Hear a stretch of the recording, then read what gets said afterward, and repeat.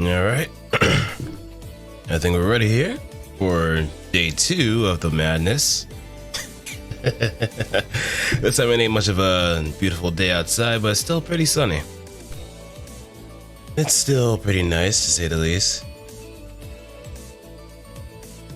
But nevertheless, there's no better day to rank some monster girls than any day. So, if you've come across my channel by any means, I do hope you enjoy, but also want to let you guys and gals know that this is primarily not safe for work. So you better wear your headphones, otherwise you're going to be having to answer some questions and I'm not going to take the fall for you. Okay? Okay. Let's get into it. And I probably need to figure out like if I want to have some music in the background for like any of the future stuff, but who knows? We'll probably figure that out eventually, but as of now, we're just gonna go with the sweet serenading dulcet tones of my voice until it gets tired and froggy and can't really speak for shit for too long, and that leads to other problems. You know, that's stuff you would expect for long periods of time. But I feel like I'm delaying too much. We should get into our business. Oh, shit. Yeah.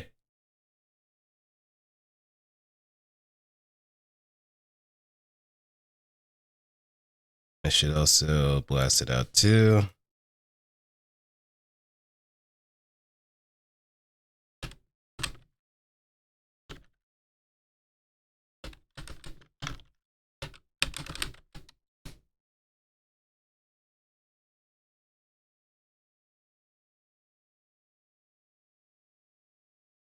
Let me see. Chanel.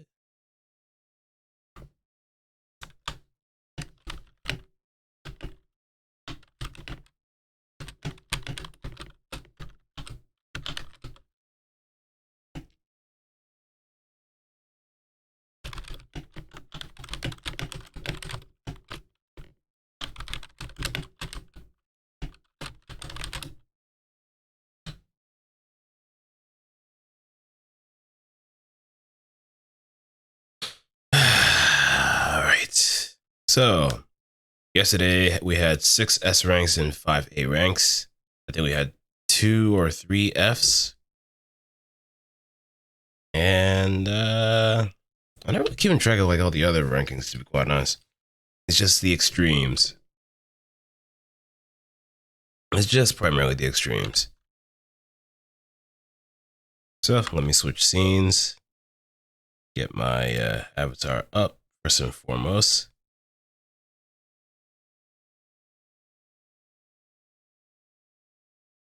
And we should be here. There we go. Hello, everyone.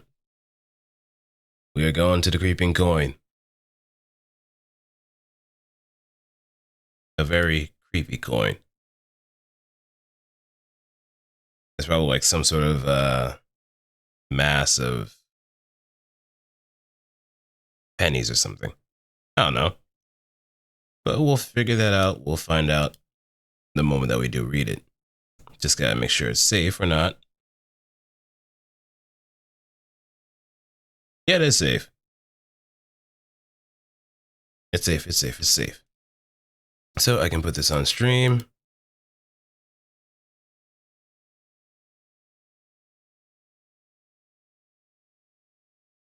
And we're good. Okay. The creeping coin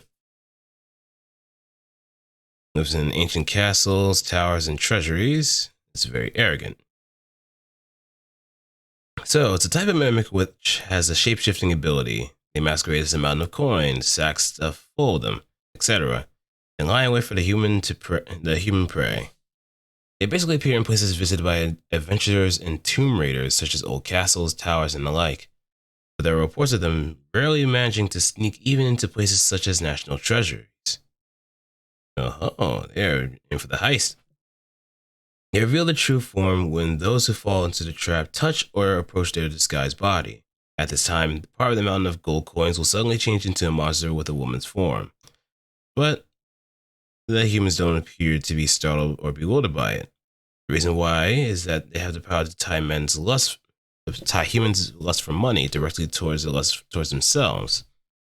In other words, once the individual has been charmed by a mountain of gold, even if it suddenly changes into a monster, they will look upon her as her being the same as a mountain of gold they insatiably lust for. Thus, the dazzling glimmer of gold coins is itself employed exactly as is by these monsters, as a charm to lure people. For instance, even if an individual were to notice their true form before touching it, that wouldn't be reason enough to stop them in their tracks or turn back, and they would be still drawn to them. If tempted by one of these girls spreading her legs, they would probably get on top, give in to desire, and thrust inside without the slightest hesitation. The stronger the lust for money, the stronger the lust towards them. And in addition, once the individual has copulated with one of these girls, they'll become highly possessive towards her, just as they are greedy with their money, and they'll start thinking that they'll never want to lose her. In other words, it tends to be the case that the more avaricious individual, the more they'll smother her in love. In response to that person, sex with a creeping coin satiates two desires, bringing about a powerful sense of satisfaction both mentally and physically. As a result, their partners end up prioritizing sex with them whenever feeling greedy, which is often interpreted by people around them as a steep drop in greed. However, the scholarly consensus is that the actual magnitude of man's desires only swells more and more as they continue to have sex with the monster. And it's just that their desires are sufficiently satisfied. Furthermore, the coins that swirl around them like an adornment, even after revealing their true form, are actually materialized via their own mana. It is plainly obvious that they are counterfeit if compared to currency in actual circulation. However, they aren't merely illusions, or with no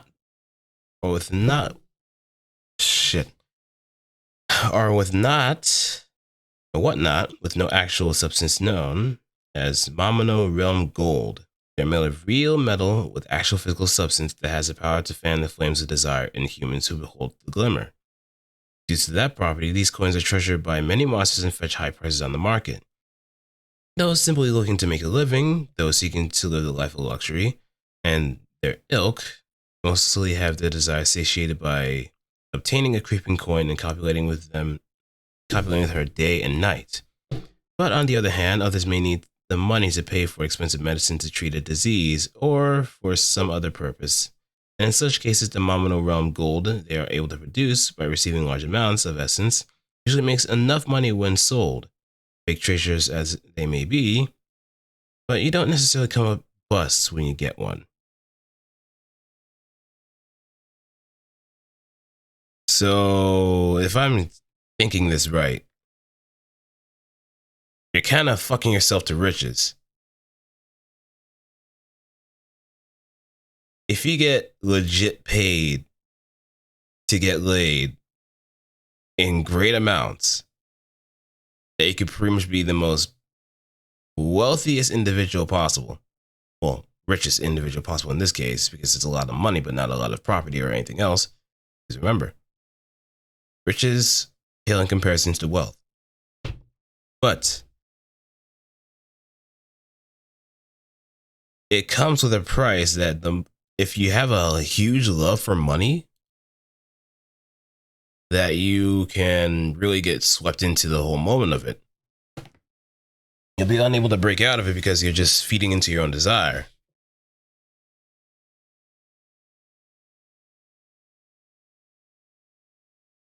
And that alone is kind of a bad match for anyone that's pretty altruistic. Or is just a flat out ascetic. Because you know how it really goes. The love for money is the root of all evil, not money. The love for it. and I do love money just as much as the next person, especially if you're coming from a broke college student standpoint. Something that you never really had as much than when you start off or finish off with. And you probably want to get those debts out of the way. Yeah, maybe B tier would be a. Uh, mm, mm, mm. You know what? Nah. C.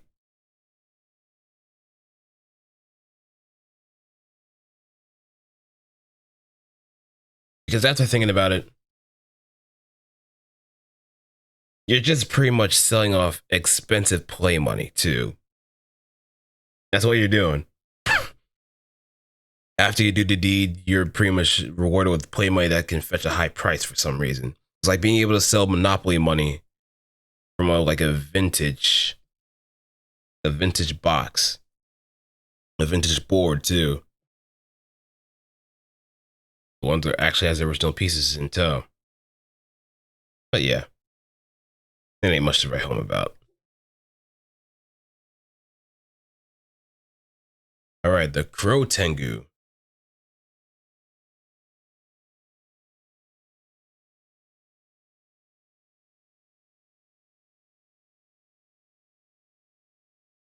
All right, this is safe. Also safe. Nice. And put the chat up too.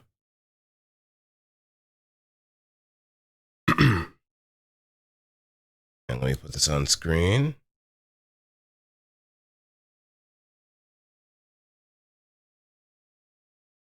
The Crow Tengu, a type of harpy that only inhabits the Zapanga region. Out of all the harpies, they're the race with the mightiest power. They can fly around the sky at high speeds and use skills similar to magical Shinzuriki. A race called Dai Tengu that is a higher rank variety of Crow Tengus exists. It is said that nearly all of them serve Dai Tengu, or the Great Goblin. They normally seclude themselves in the mountains to train their Shinzuriki.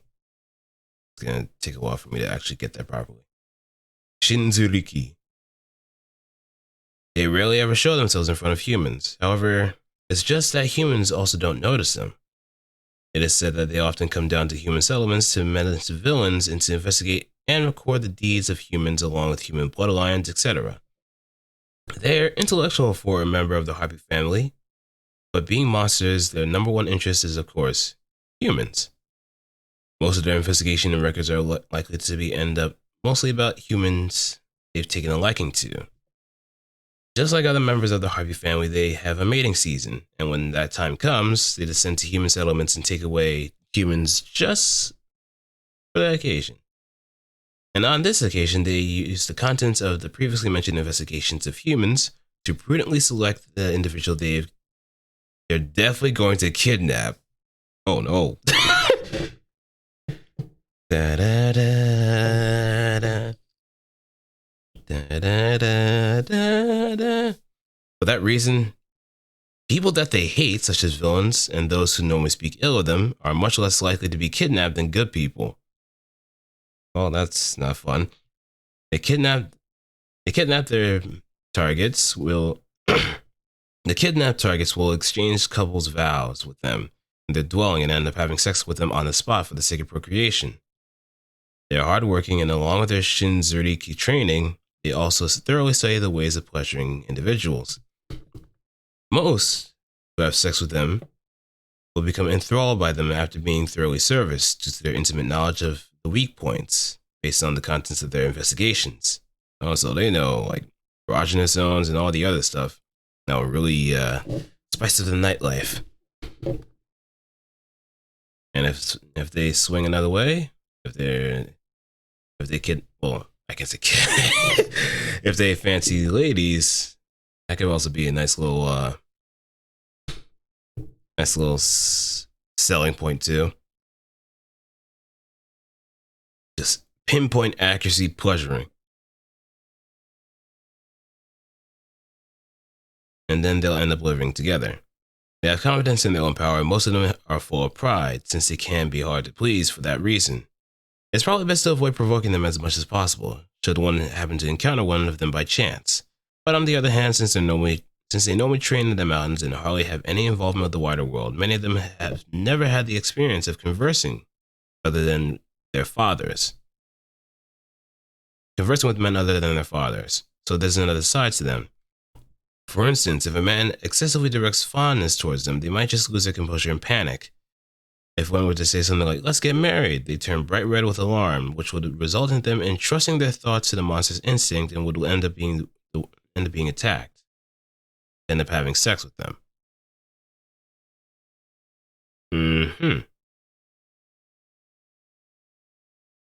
Okay, so they're pretty shy in nature towards men. But at the same time, once it's mating season, that's where it really starts to go full swing. Also, what's good, Joker? Let's go, man. Let me just put the chat up here.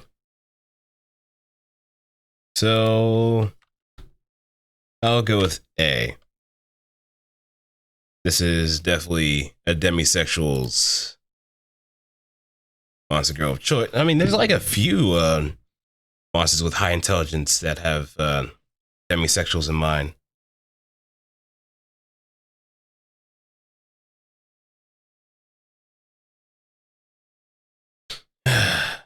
What you missed? Not much. We just started ranking not too long ago. Just gave a C to Creeping Coin and on to Crow Tengu.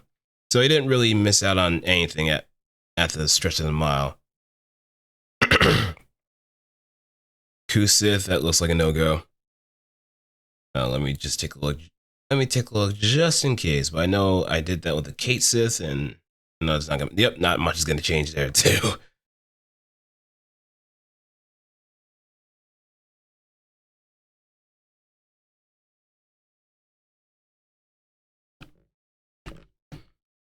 That's a no-go for me. Because that also implies another thing too. Furry. Like, I am not. I'm not too deep into the furry tag, but yeah. I have to keep a nice little percentage going. We're around like 10 to 30% at most. All right, this looks safe. Yes, this is safe. This is safe. Surprisingly for the Cupid too. And we're also getting close. We're actually up next to the Cursed Sword. When I skimmed it, I was a little bit concerned, but maybe a thorough reading will probably change my mind.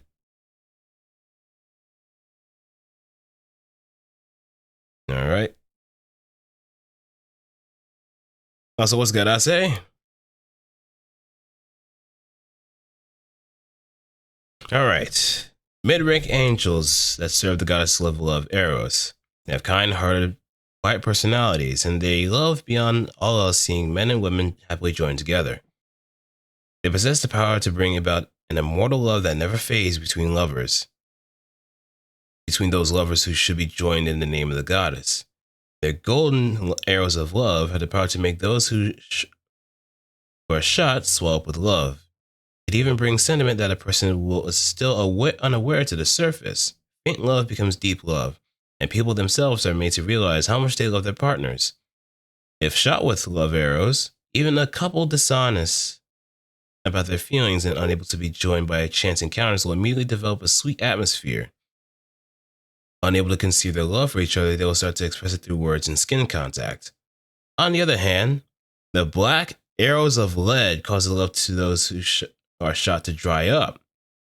They'll be overcome with a deep feeling of loss and start strongly desiring love from another person.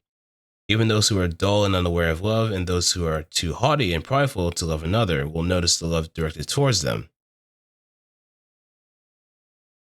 The importance of love will hit them like a ton of bricks, and they won't be able to help but acknowledge it. These two kinds of arrows are used to compel people to become lovers, but occasionally, instead of binding humans together, they also bind humans and monsters. The love that swells up due to these arrows also induces a kind of passionate love to exchange pleasure with one's beloved and produce children's. Monsters are specialized for causing men to experience such passionate love. They are beings of lustful passion that attempt to fulfill men with pleasure using their own bodies. Due to this, men, being men, will naturally experience a huge increase in lust towards monsters when shot by an arrow of love. Such men will awaken to the male essence within their strong desire to mate with the monsters. And a man shot by an arrow of lead will seek the boundless, passionate love directed towards him by a monster and gleefully accept it. So that's a bit of a chance encounter. There are even anecdotes. The power of love induced by them in particular is the greatest of any of the goddess' servants. There are even anecdotes told of them causing gods to fall in love with humans. Due to this, they often target those who have been tragically denied love by a cruel fate and who could not be easily joined together by slightly fanning the flames of love. Oh man, that's how you know I'm tired. Perhaps because of this, as a result of being struck by one of their arrows, no small number of women choose to become monsters themselves, so they may be joined with their beloved, or so it's said. They themselves are angels filled with love. Many of them fall in love while coming in contact with human men, or individuals. They possess a deep love that is even on par with that of a houri, but they are not proficient in verbally expressing their enormity of their love. To express how they feel, they imbue an arrow with their own passion and fire at a man. These arrows are similar to a love letter that can directly transmit their love and sentiment to a man's heart. It's a special means of confession unique to them that isn't relying on words. However, the arrows of some individuals have great difficulty expressing their love, and let it build up too much inside themselves can cause them to enter a trance-like state of ecstasy due to their heart being synchronized with enormity of their sentiment, resulting in tremendous lust and arousal. Those who have gone out of control end up sexually assaulting them.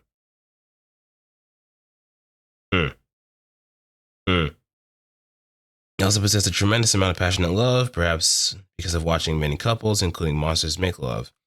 Once they join with their husband, the atmosphere becomes sweet, and they'll start to quietly brush their body against theirs. Additionally, monsterized individuals do exist among them, but as expected, hardly any distinction is apparent. Huh.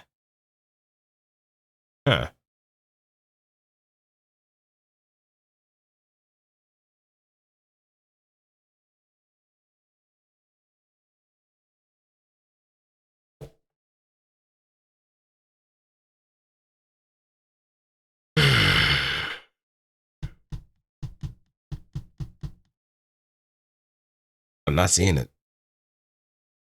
I am not seeing it. I'm not seeing this being a high ranking.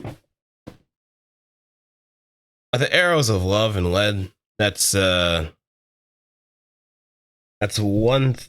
like playing a game of Russian roulette. It's which arrow they use.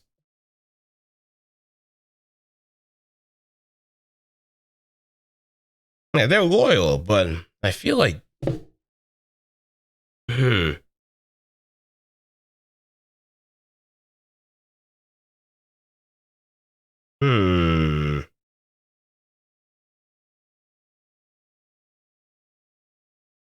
They themselves are angels filled with love. Many of them fall in love when they come in contact with the humans. They possess a deep love that is even on par with the houri. They are not proficient in verbally expressing the enormity of their love. They imbue an arrow with their own passion and fire to an individual. These arrows are symbols of love letter.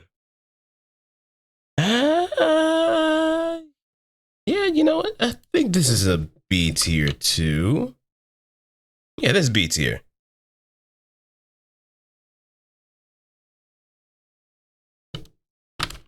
B for sure. All right, now what everybody is kind of hoping for. The Cursed Sword. And can I show this on screen? I can kind of. I can kind of show it.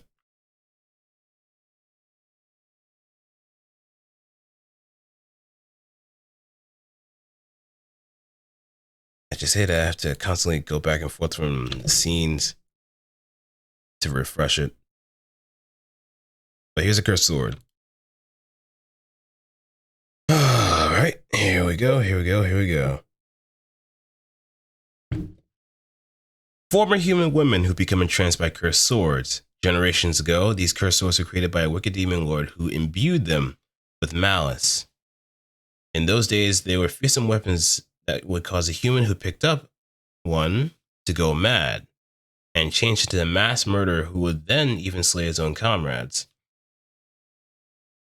Their nature has changed along the transformation of the monsters. Just like the Demon Realm Silver weapons used by monsters, they inflict wounds upon an opponent's essence rather than their body.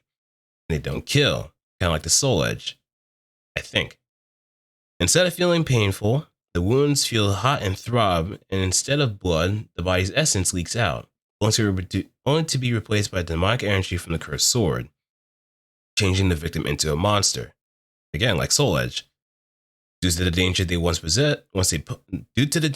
posed, they were sealed away in various places by the current demon lord. But the passage of time, the seals have weakened, and many have been unearthed by illegal diggers. Because no one actually takes it out of context.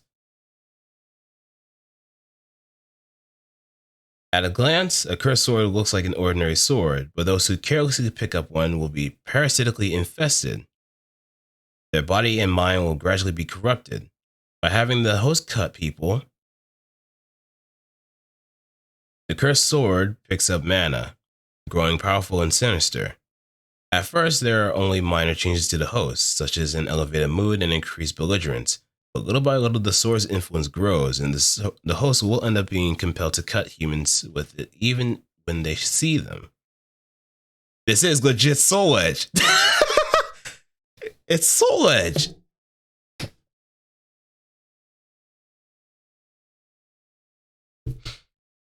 The power of the ancient demon lord dwelling within these cursed swords grant those who possess them inhuman strength. For example, even a mere village girl would become a formidable cursed swordsman. If she cuts a human, the pleasure of breaking free from human fetters when monsterized will also induce in her, and she will start to direct her blade towards humans of her own free will in pursuit of such pleasure. Fusion with the cursed sword will progress along with climaxing each and every time she cuts a human, causing an aggressive nature to bloom.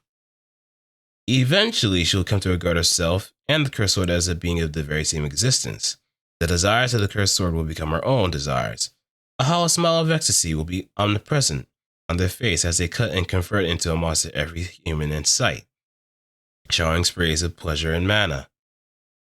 Once they themselves transform into cursed swords, they can no longer control their urges. While cutting people to obtain pleasure, each time they do, they'll experience a lack of fulfillment, and even more powerful urges directed at men will gush forth. If they spot an individual who strikes their fancy, they'll slash at him and violate him. However, once they recognize the individual as their partner, and are held in their arms, or have their heads stroked by him, they become meek, entrusting their body to him in a trance, as if their usual severely furious demeanor had been a lie. For a monster female, the pleasure of cutting people is nothing compared to the feeling she shares with their partner, which is more pleasurable and fulfilling than anything else. The husband is their scabbard, with frequent mutual touching and sex. These once empty girls become filled with passion, and their aggressive urges no longer appear. The uncontrollable urge to attack into an uncontrollable urge to express their love. They cuddle with the partner and fawn over them, and when they open their mouth, it's to profess their love or beg for sex. Also, since their consciousness as a cursed sword recognizes their partner as their own, they're extremely devoted, as though to say not only the short, sharp, aggressive nature, but their entirety of their being exists just for their partner. They're intent on eliminating their husband's and their partner's enemies with the cursed sword's body and dedicating the woman's body to pleasing their partner. However, if neglected for a long time and left unfulfilled, they'll become once again unsheathed and attack and attempt to violate their partner. However, rather than an aggressive urge, it looks more of like a peevish outburst. They can get attention from their partner. So you have to keep it. You have to keep a close eye on them. But they're also a superior killing machine. This story definitely reminds me of Soul Edge and the ancient tale of the Muramasa, where the blade becomes sharper after each kill. And it will keep getting thirstier and thirstier no matter how many people you cut down. Almost like it's insatiable. But in a very interesting twist with the cursed sword, that insatiable desire to kill becomes an insatiable desire to please.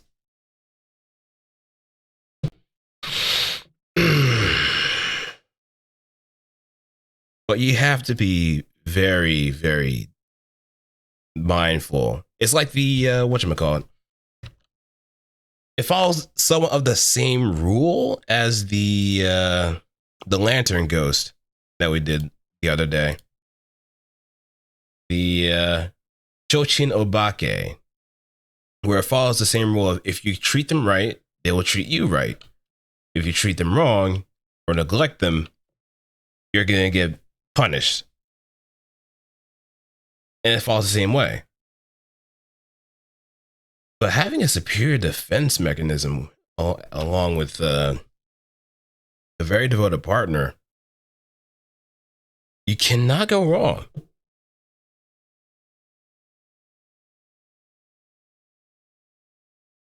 You really can't go wrong. And now I can actually see the appeal, too. It's like Gasai to some degree from Mirai Nikki, which is an anime I haven't watched at all. Like, I'm only familiar with Mirai Nikki because of like people talking about it, but I have never watched a single full episode of it. Never watched a single full episode of it. But the personality kind of stays to a degree. Yeah, she's yandere, but Mirai Nikki, Gasai is the one that comes in mind the most because of how much killing potential that she has. So a cursed sword is pretty much that. She's a yandere. But she has a bit of like a, if we go look back from the final part. However, if neglected for a long time and left unfulfilled, they will once again become unsheathed and attack and attempt to violate their husband or partner. However, rather than an aggressive urge, it looks more like a peevish outburst because they couldn't get attention from their husband. So they're not entirely yandere, just very, very attached. But they will turn against you if you just treat them on the wayside. Definitely not the ideal monster girl for someone that plays a lot of Madden or any sports games or Call of Duty or anything else that would instantly lead to so many other spats.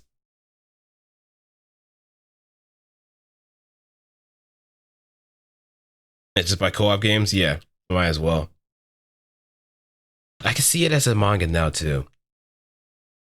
My Life with a Cursed Sword. And it's just following a story of an otaku that just stumbled upon a cursed sword, possessed a childhood friend, and no one knows that she's killed a lot of people. But the moment that they meet each other, that they hit it off pretty well. And she stops killing random people. Only uses her power for meting out justice in the proper way. Yeah. I'd say Cursed Sword is an A.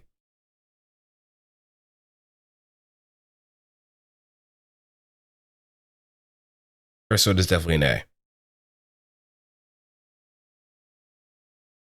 right, moving on to the next one, the Cyclops. And that's all of C. That's all of C. Let me make sure. Yep, order's there. And I cannot show it because, yeah.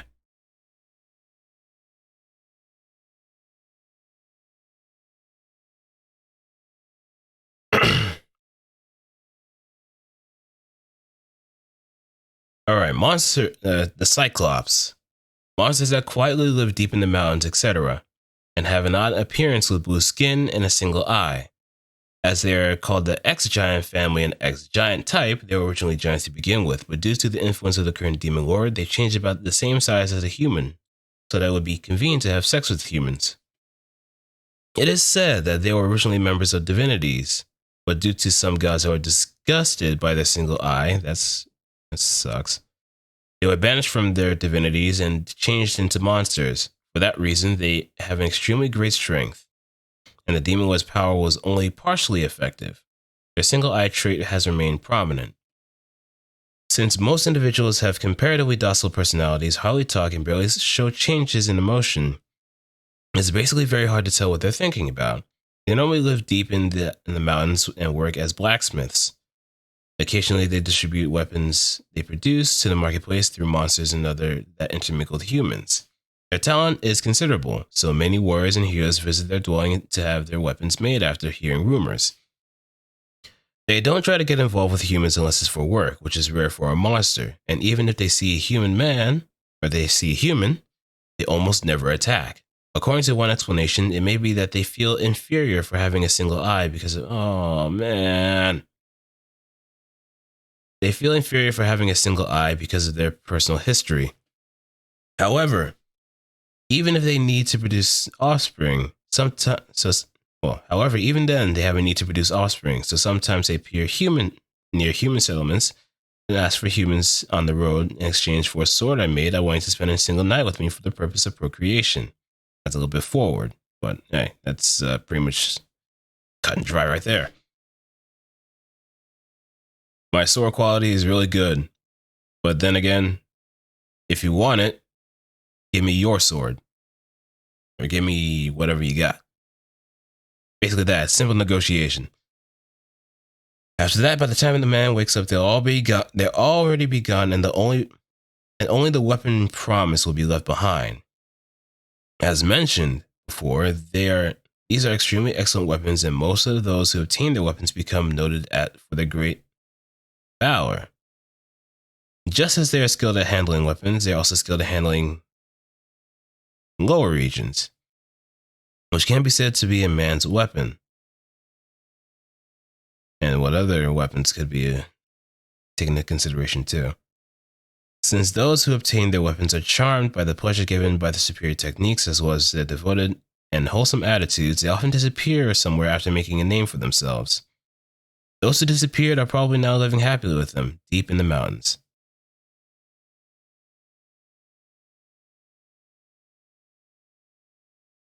You know, I've always seen like Cyclops being given so much shit because they have a single eye, but you can never really go wrong with what they can bring to the table. Seriously, you can never go wrong.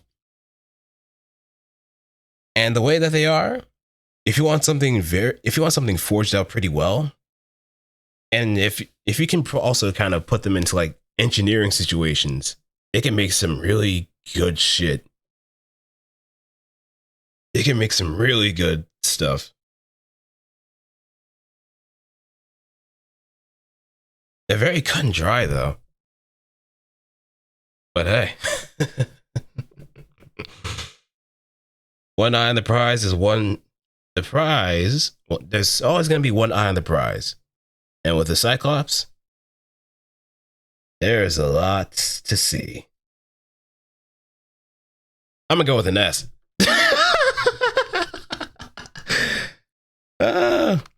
Cyclopses are... Just look at them. They got one eye, yeah, but their heart, their minds, their soul, What more can you ask for? I'm just saying the Cyclops need more love too. Okay? Okay. Moving on. Alright, moving on to Dark Angel. I could probably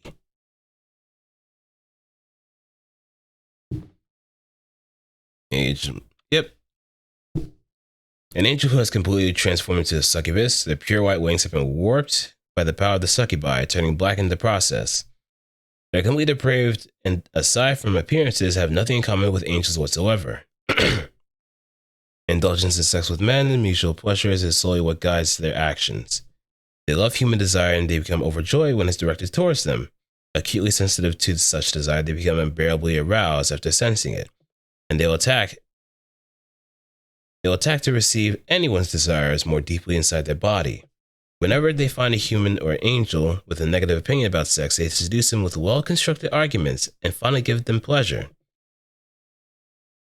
So they will turn into a debate student and then yeah. They'll turn into a fucking debate student from what I'm seeing.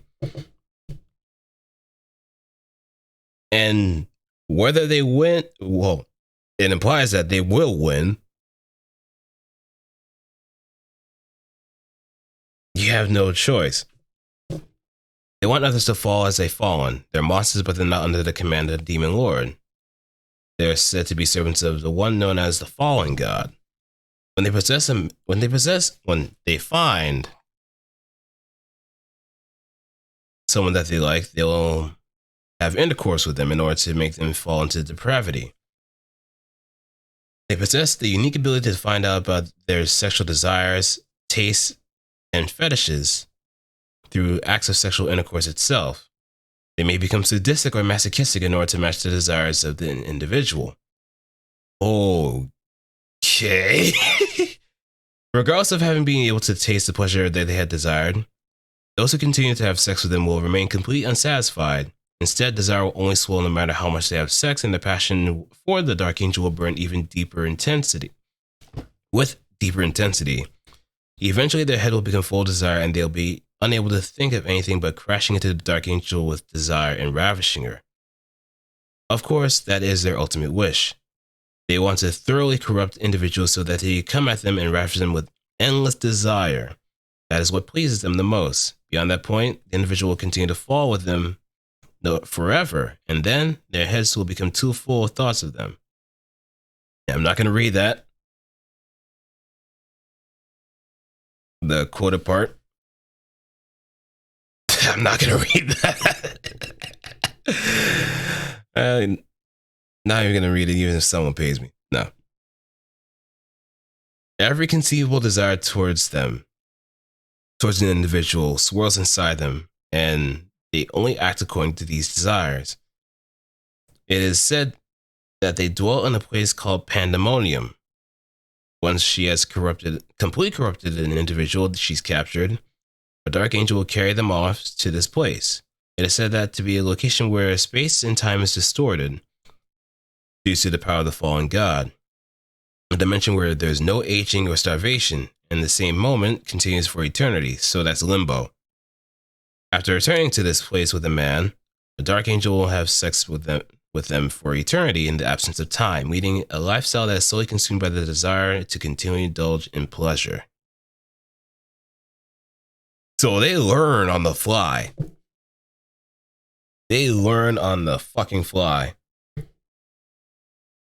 But the fact they become a bit of a... The fact that they become like a bit of a... I wouldn't say a doll, but the more you indulge, the more you lose your sense of self. And there's no satisfaction whatsoever. It's just an obligation at that point. But the fact that they're so adaptive is just kind of insane. But I'm not feeling the whole thing about losing self. I'm not. I mean, yeah, I have desires and whatnot. lustful and so on. But I at least want to be myself at the end of the day. But their potential is too great. B tier. All right, now we go on to the Dark Elf. No. Oh, and right oh, I see something interesting.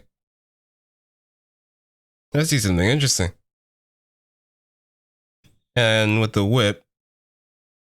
Hey, what's good, Dento? What's good? We are just in time to see the Dark Elf. And right away, she kind of reminds me of Tielos too. With the art that she has. And you can probably see, yeah, I think that's it too, but let's read. Let's read.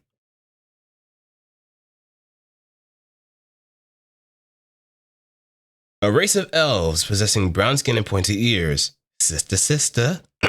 They dwell in peculiar villages that they establish in forests and demon realms.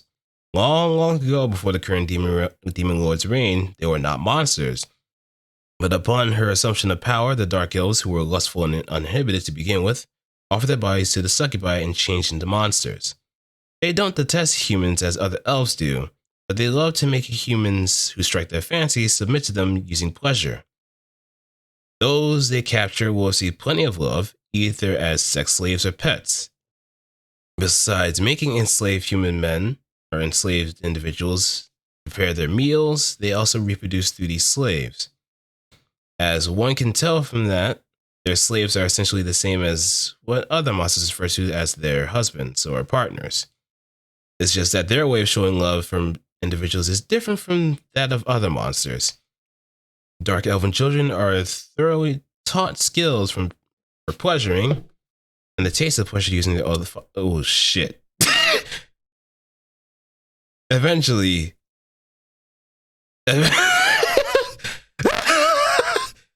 Okay, no. Eventually, even when they reach adulthood, they'll go off on a journey in search of their own slave. But it's said that there are also those who fall in love with their father through the training and will no longer desire any other man. Father-daughter incest is taboo amongst humans, but they are vastly different from humans as far as they're concerned.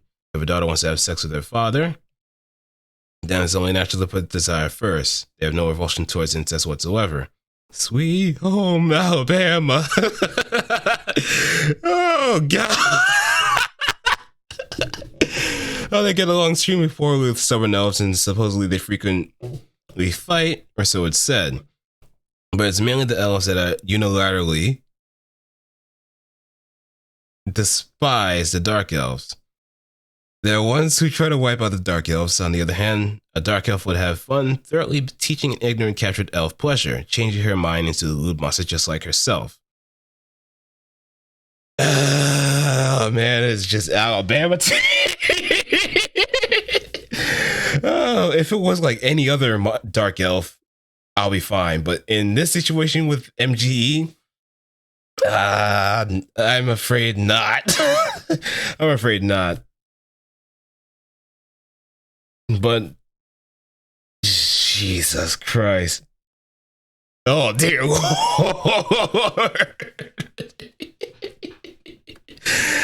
Oh, like it was getting good, first of all. It was getting real good, but then the moment that we hit the incest territory, that's where we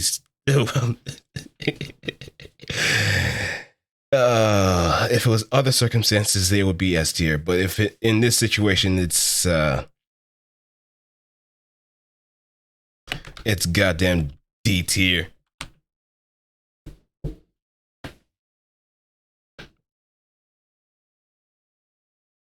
I think it's just in nature that elves are kind of like inbred too. Elves in general are usually like inbred, right? I mean, I'm not that big onto fantasy here and there, so I don't know.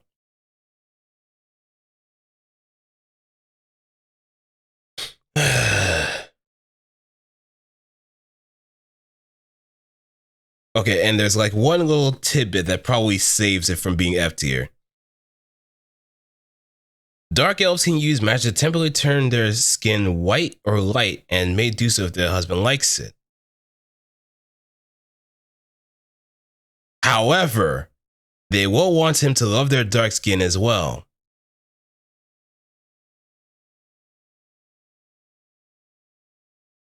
I can hear the daishikis ruffling the distance. I can hear the daishikis just rustling in the distance on that first sentence. Brother, mind telling me what you doing with this dark elf? Asking her to be lighter than her natural color? Brother, do you have any idea what you're doing? I mean, brother.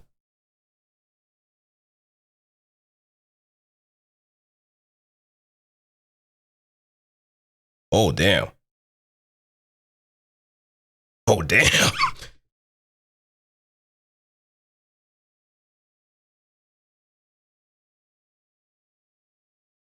Damn, damn, damn.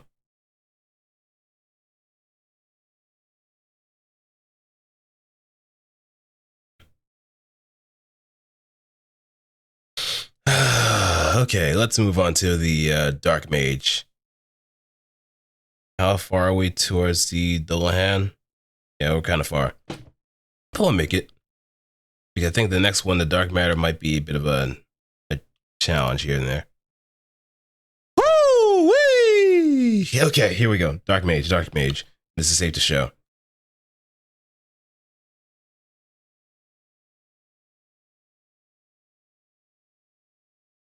A type of Majin who possesses high magical power and command various spells.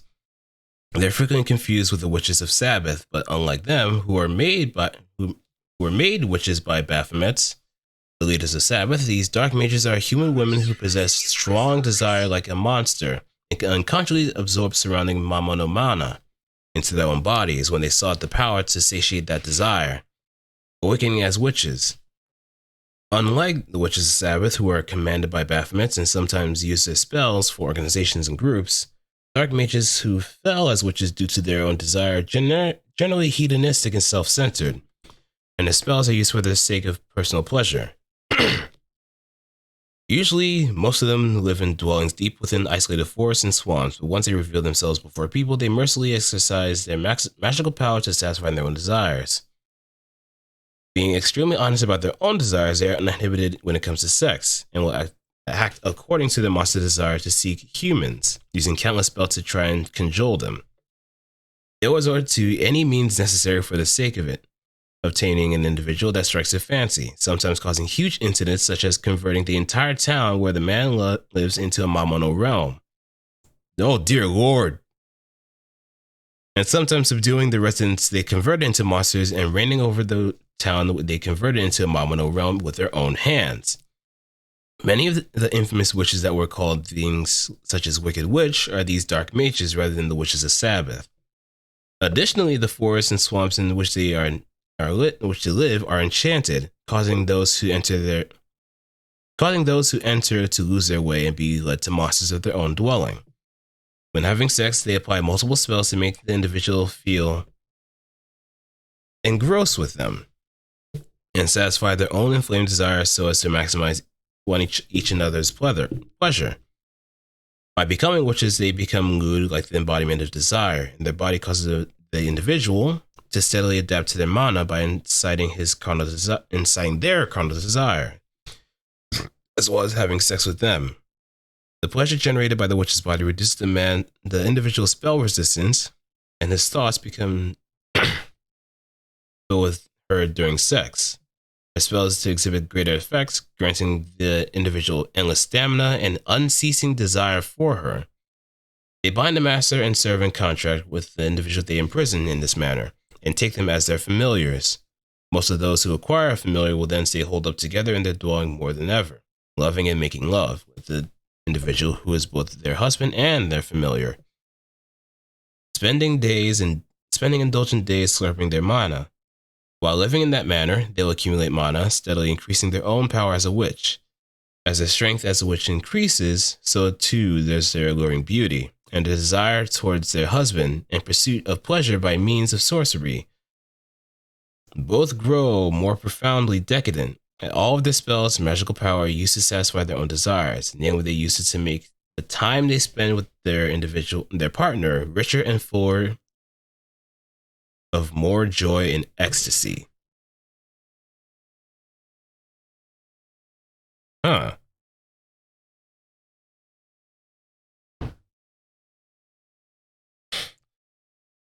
Hey, what's up, Scully? And Disgrea? Welcome to the degeneracy. The degeneracy.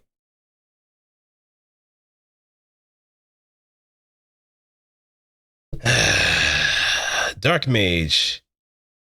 Sounds definitely high tier for sure. But the funny fact is that she will level an entire city or turn an entire city into her own domain just to get to you.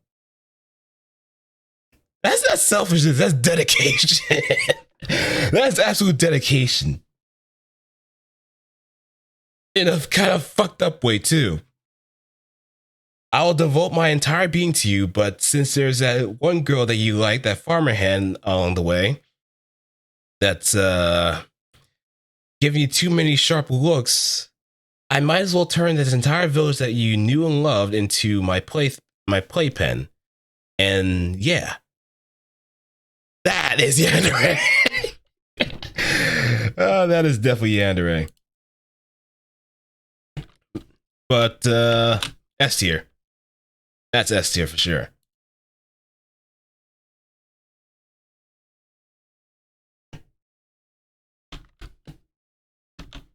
I mean, her design kind of reminds me of the sorceress from Dragon's Crown. You can't really go wrong with that.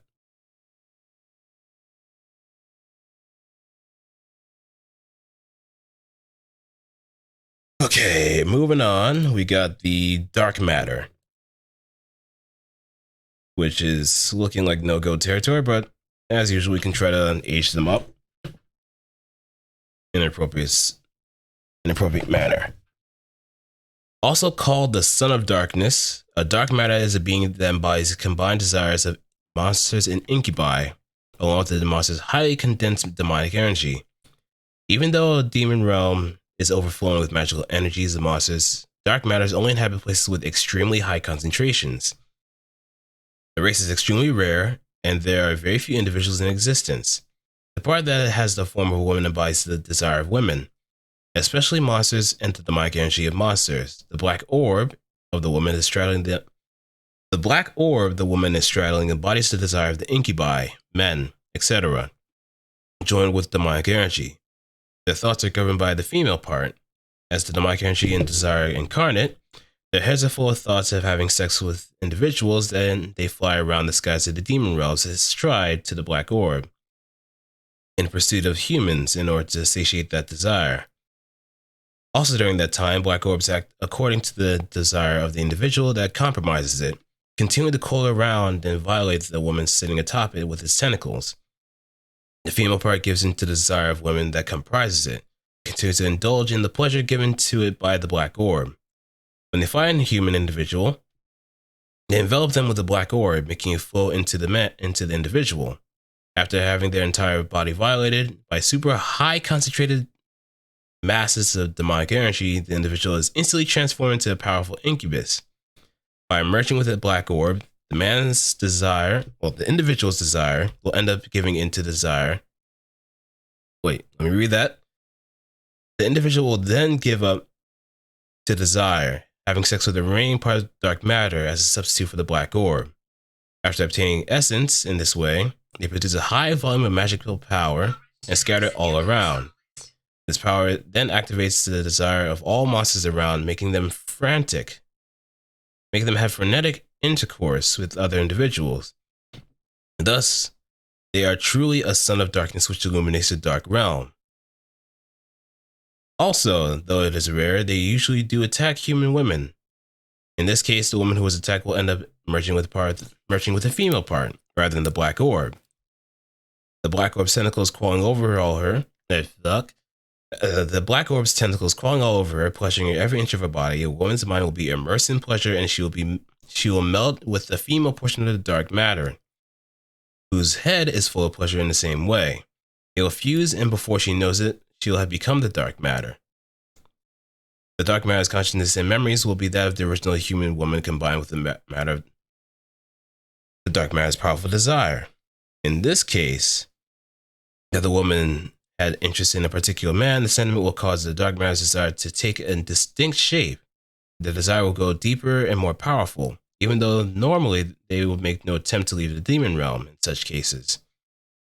There is an exception, and they'll head straight for the individual they can't stop yearning for to have sex with them, by sensing his location via his essence, while being violated by the black orb, thus causing their desires for the individual to constantly swell.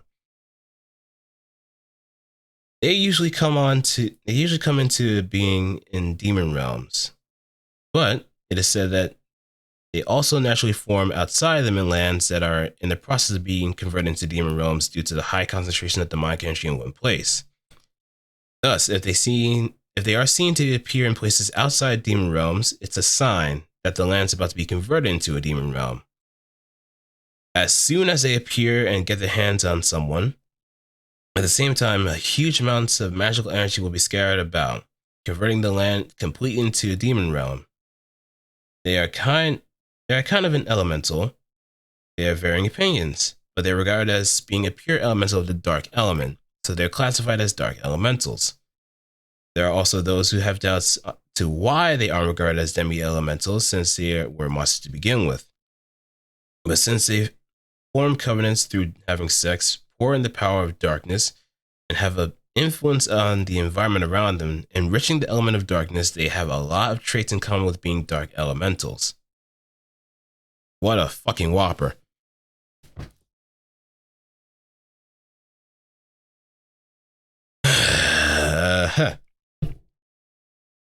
So if I read this correctly, you become the orb. You become the darkness. Just swirling.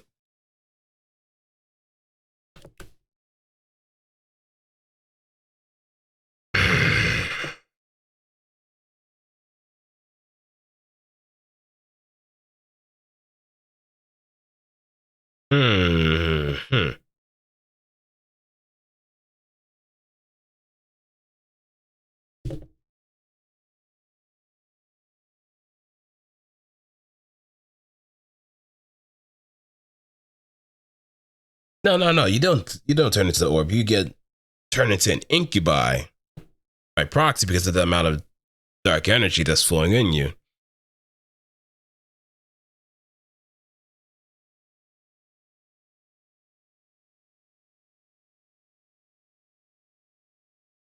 It must feel very dense.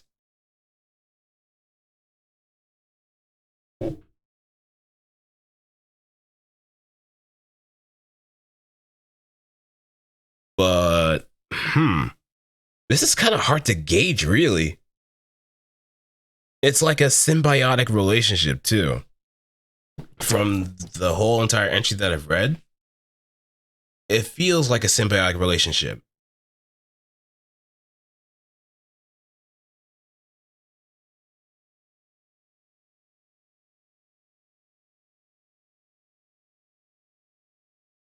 But I don't think.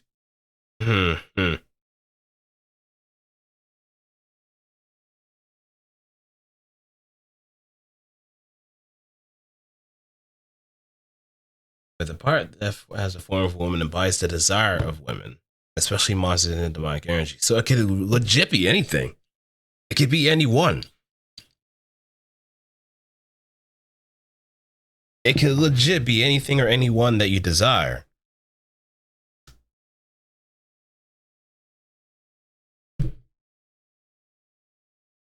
It's like the most alluring form that it has to just really bring you in.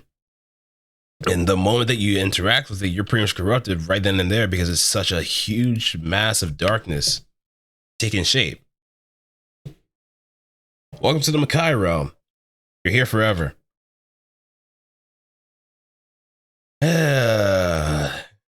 It's a bit of a doozy, but I can say that this is kind of amaterial. I don't know. I honestly don't know.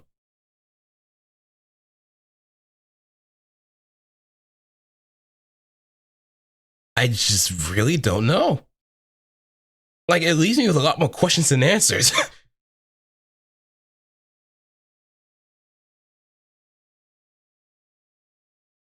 And extra info: a dark matter who has fused with a woman loses the ability to do so again.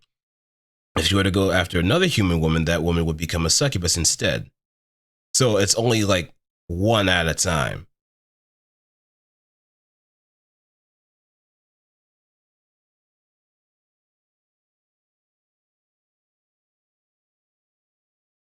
But I think what if I read it carefully again? When it attacks human men, it's a different kind of reaction compared to women. This is just the man's desires and the desires of the black orchid are combined. He will then be ruled by extreme lust. Once this happens, the man will end up giving into desire by having sex with the remaining part of the dark orb, the dark matter, as a substitute for the black orb. After obtaining essence in this way, they produce high volume magical power and scatter all around. The power. The black orb.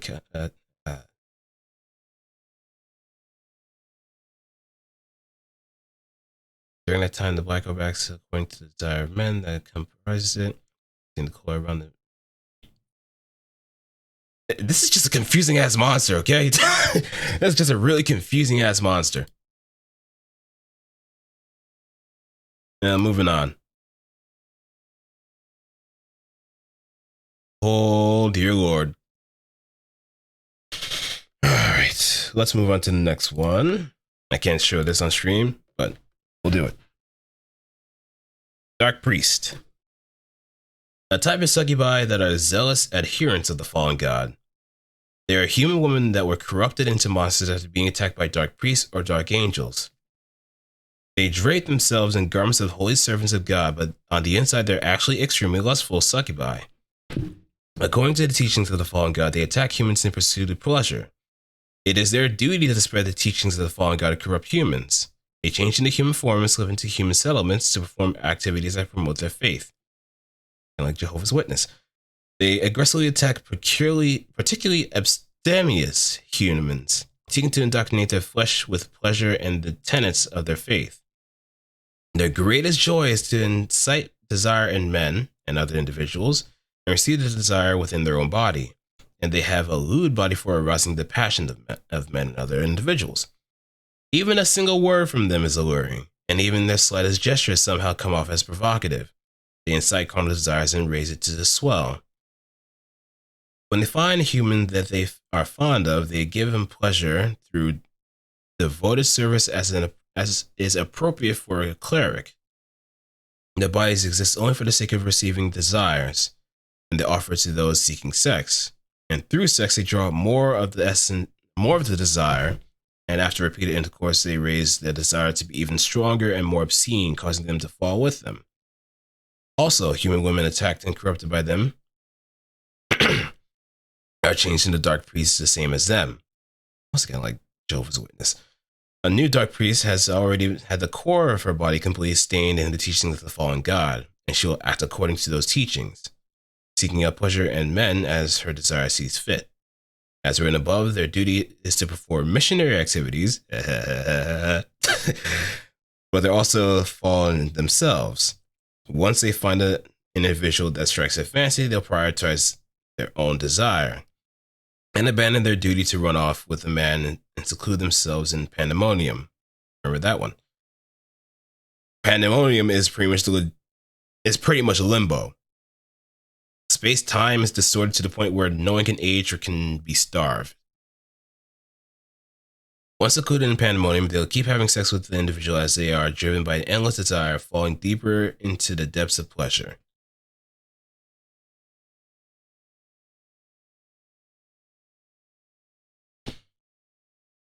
Okay.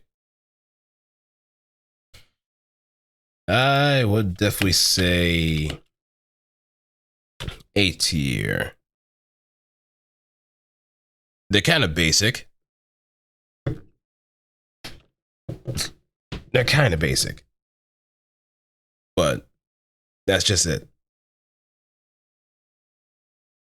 Dark Slimes, can't show this on stream. But we'll see. Dark Slime. An upper rank slime. Hold up. A type of upper rank slime with a purple body that lives throughout the demon realms. They have the power of a succubus and the demon realm stored up in their bodies. So they have much more magical power compared to regular slimes. They also have an orb called a slime core inside their bodies. As the name suggests, it's their core. Because of this, compared to the ordinary slimes, they have a high thinking ability and are able to cast spells. If one spots an individual, she aggressively assaults them. She uses her sticky body to get him stuck and stop him from moving. She takes the essence and other body fluids through something like sexual intercourse.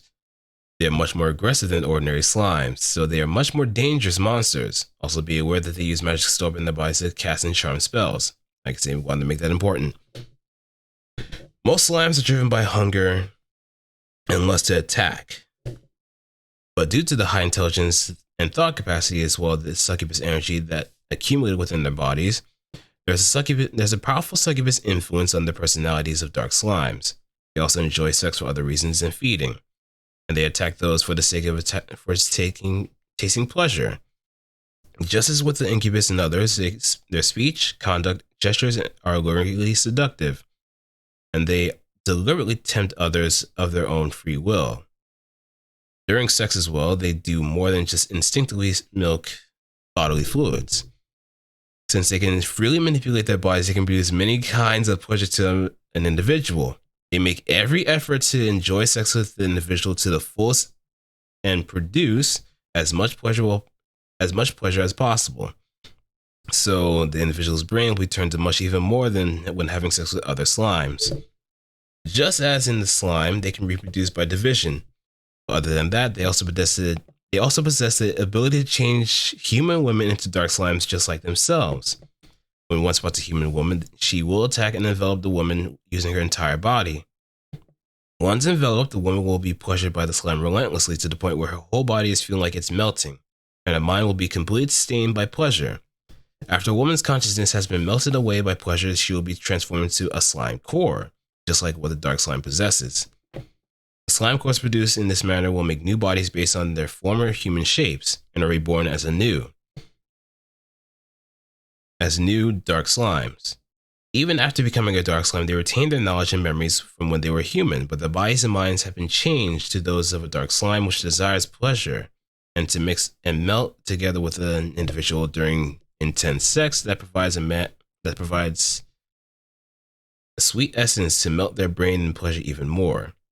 Furthermore, the slime core is also their weak point. The core is extremely sensitive to external stimulation, and just from being touched, the pleasure is so overwhelming they can become unable to move. S tier! S tier! I'm sorry, but it's S tier. S. S.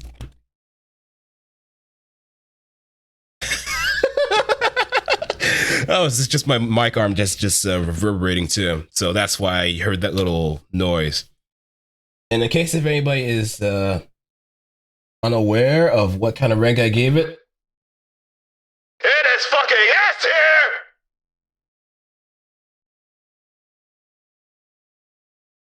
S tier! S.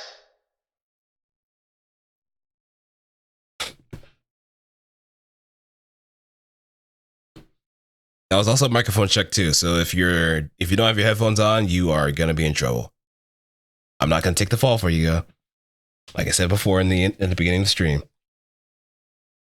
All right, moving on to Dark Valkyrie. Whew, I like your design so much too. Yeah, let's put this up on stream.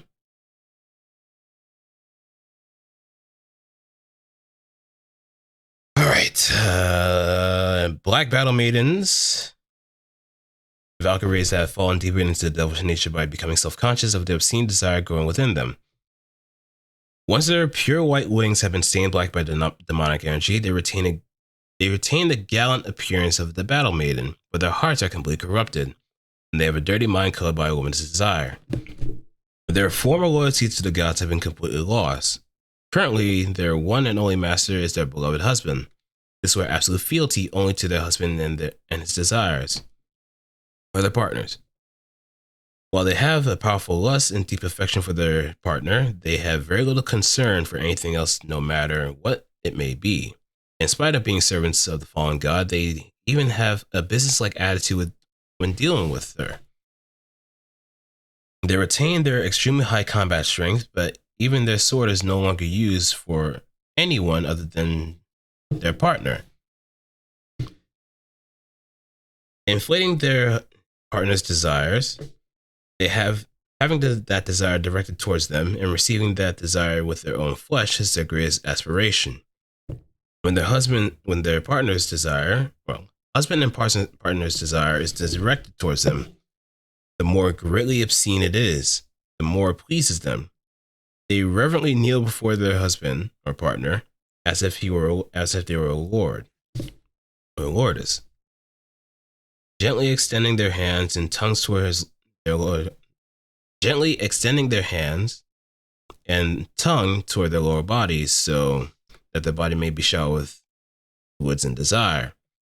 They were once disgusted by the act of being joined with the partner itself, and the depravity of having their husband as their partner demand a sexual position that they know. They know they use to especially hate, such as their bestial rear entry position, where they are penetrated by the man from behind, or a shameless cowgirl position where they themselves get on top of the man and shake their hips, only serves to fuel their ecstasy all the even more. They gleefully receive their husband or partner's desire and surface them with their body as they wish. The power to raise a hero that they were equipped with before their fall becomes extremely specialized as a power for raising an individual, particularly in the realm of sexual prowess. Those who receive their power increasingly gain the ability to provide ecstasy and happiness for women they sleep with. That is to say, they grow into incubi, specialized for having sex with women, pouring in semen and impregnating them. In this manner, when the man becomes equipped with the endless seething desire and a rigid erection that never subsides, might want to get that checked out, man. It will be directed towards the Dark Valkyrie, who is his own woman as far as the man is concerned. They end up being granted supreme pleasure and bliss as women by men they personally raised up to be the best. Everything they do is dependent on their husband's desire. But most men who've had sex with them on countless occasions and received their power will have an infinitely inflated desire. And then, in order to fall to a greater depth, the fallen couple, tainted by endless desire or dirty of heart, will end up continually inflating each other with each other's desire and pleasure for eternity in pandemonium, that where time has ceased.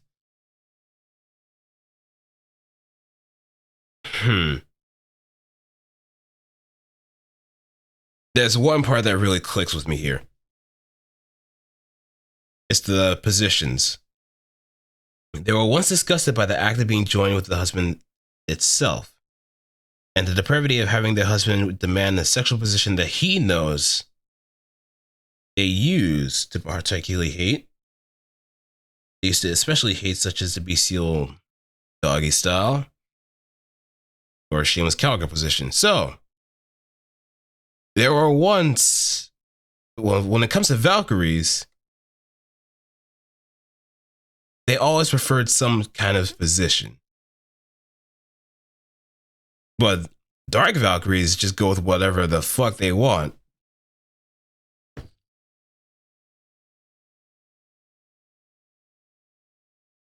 And she could definitely kick your ass. It's just that one. Oh man, I just constantly keep thinking back to that Gianni video I want you to absolutely kill me. I want full on watermelon on thighs. Oh god.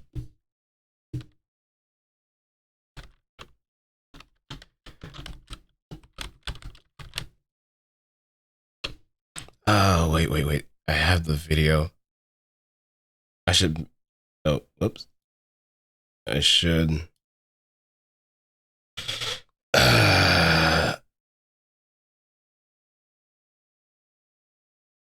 I should. I do have this fucking video. I love the kind of one that could actually kill me.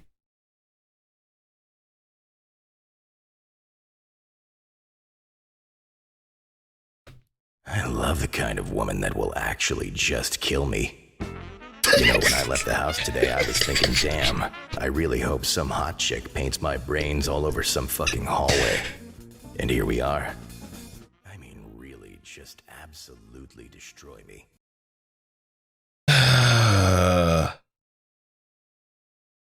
It's just full on degeneracy.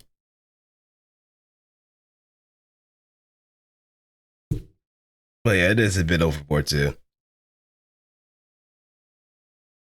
But Dark Valkyrie, S tier.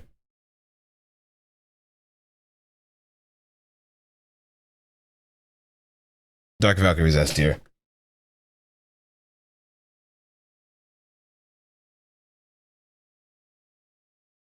All right, moving on to the next one. We're going with the demon, the poster girl of MGE, and we're definitely not gonna be showing that. Making sure. Yellow border.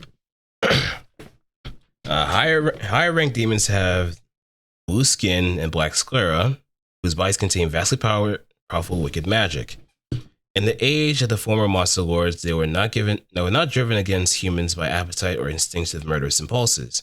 Instead, they were created distinct with malevolent intentions. They now believe the diminutive and foolish humans ought to be ruled by monsters, and they are the foremost race of the radical faction which plans to convert the entire world into a monster realm. The demons feared in the former era were not succubi, but these demons, although they have sworn loyalty to the current monster lord, their ideology is even far more radical than hers. They love seeing humans become unable to resist pleasure and succumb to evil, and they'll use that power. They will use whatever means possible to lure humans onto the path of corruption, at times using their cunning and at times using their demonic powers. Their appearance exudes decadence and depravity, and men fascinated by this are led to corruption. If they whisper alluring words into a man's ears, whether he likes it or not, it will induce a vision of the days of pleasure that could be. In spite of their wicked and oppressive appearance, once a man copulates with a demon, the sweet pleasure that exists solely to corrupt humans will guide him further along the path. Once a man has walked along the path of corruption, a demon will propose a pact that mainly says, for offering everything to me, I promise you eternal pleasure. Most men would gleefully offer everything if it would make the days of pleasure envisioned before become reality, and make that pleasure last for eternity. That pact is bound with sorcery and can never be broken. From the moment the pact is sealed, eternal pleasure is guaranteed, and along with that, the man is bound in eternal submission to the demon. The man will even come to experience arousal and take delight in submitting to her.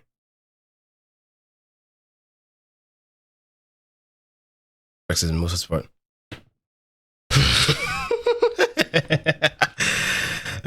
Corruption is one of my favorite tags in most diligence, because it's especially if it's like the very resolute individual first, and then you just constantly them break down at every step of the way, constantly just being tested until they just break. Oh, you can defeat this? Try again. You're not gonna last. Also, look at Seiko. And I did have breakfast today too. I just had a peanut butter sandwich with butter. It was chunky peanut butter too, so that was another nice thing. And I had it with some nice tea too. His body will be under control, and his penis will tower and prepare to offer essence just from her demanding it. They will treat their men entirely as their personal property, including every single hair and every drop of bodily fluids, and they keep them at their side so they can siphon energy whenever they please and provide eternal pleasure, as agreed in the pact. I heard the door open. At a glance, it looks as the demon has total domination over her man, or their partner, but in actuality, the situation is a bit different. The demon herself is also bound by the power of the pact, and she can never go against it. It means that it's fucking the Uno reverse card.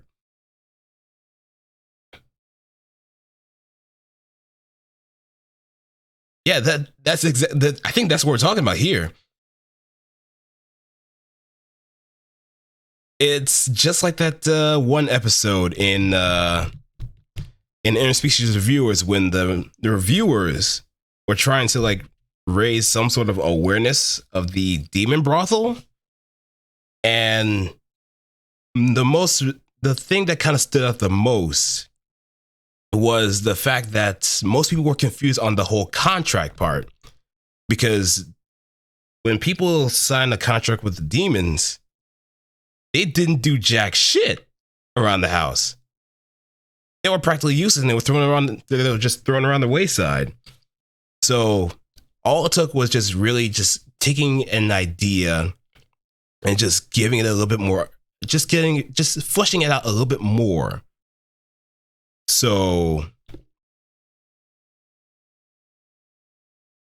that you can actually get the most out of the contract.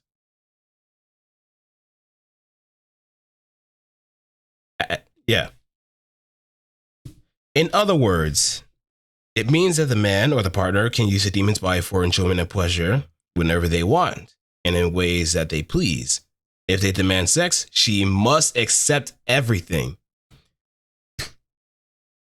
You thought you got me? Aha, I got you. Loopholes, bitch. Regardless of it not being part of the pact, a demon will cook whatever her man or partner wants to eat every day, and visit clothing stores to acquire whatever outfits they want her to wear.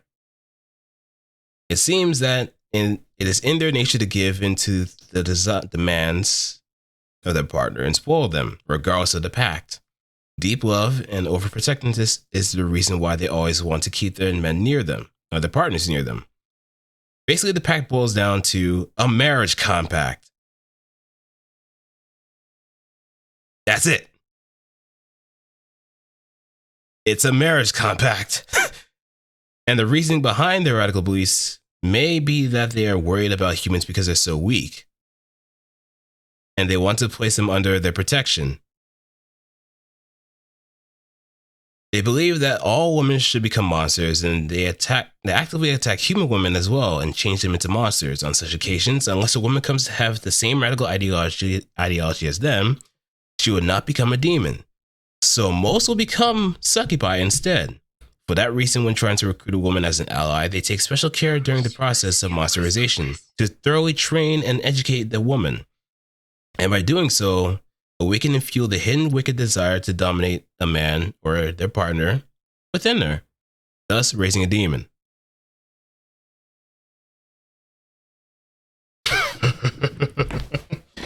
Yeah, I hope they like having telenovelas play in the background. They're gonna be cooking up a storm to rival even that of a fucking chef. So, if we're looking at this from a grander scale, the demon is definitely an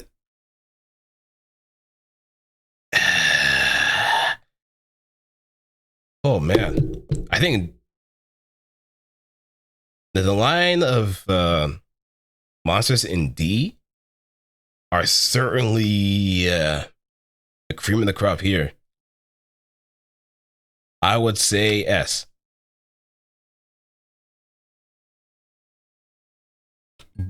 Even considering the whole contract thing, it's a two-way street.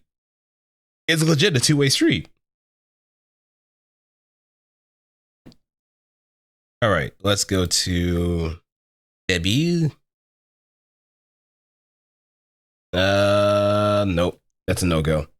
As soon as I saw childish appearance, no.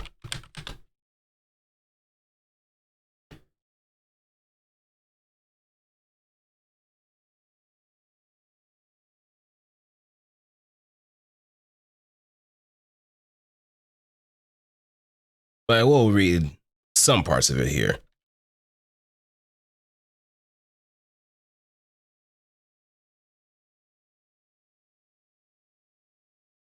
A tactic once commonly used by devils was to destroy people by giving them power and wealth beyond what they could handle. But many still use the same kind of method even now. They just don't have sex with individuals. They make one's desire swell beyond what they can handle and drown them in it with excessive love and pleasure by making them home-cooked meals every day, waiting on them hand and foot, and briskly taking care of anything that they could possibly need. What they love more than anything else is the expression of their partner after being drowned in love and happiness in this matter, which, from an objective point of view, indeed appears slacken and slovenly. Conversely, they don't like it if their husband makes a difficult or sad expression. So if he makes a face like that, they'll extend a hand or tongue his lower regions right away. It's just what? Hey, wait, what? They'll extend a hand or tongue they'll tongue the lower region right away.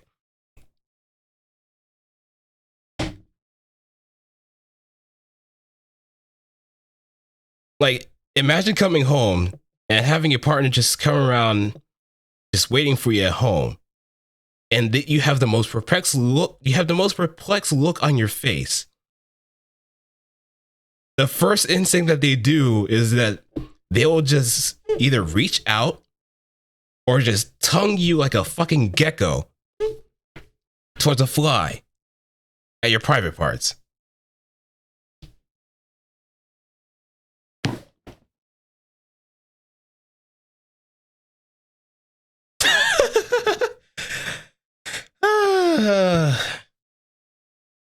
I just want to take a shower. Please don't tongue me.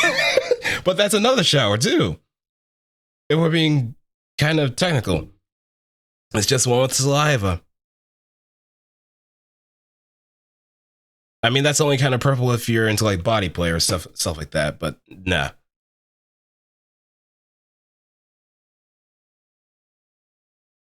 I'm just making broad statements here, not really targeting anybody. All right, next up is the devil bug. Oh shit, it's a cockroach! It's a cockroach!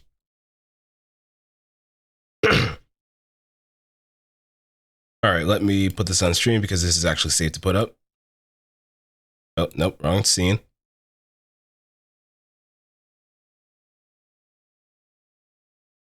An insect monster known as the devil bug that has existed since ancient times. They prefer dark, damp places, and aside from dwelling in caves and the like, they also often sneak into places such as warehouses and human dwellings unnoticed, living under the floor. I'm in your walls. Their bodies are supposed to be right around the same size as a human girl. Yet it's said that they're able to invade even small homes and settle down without the residents being aware of it. That's kind of scary.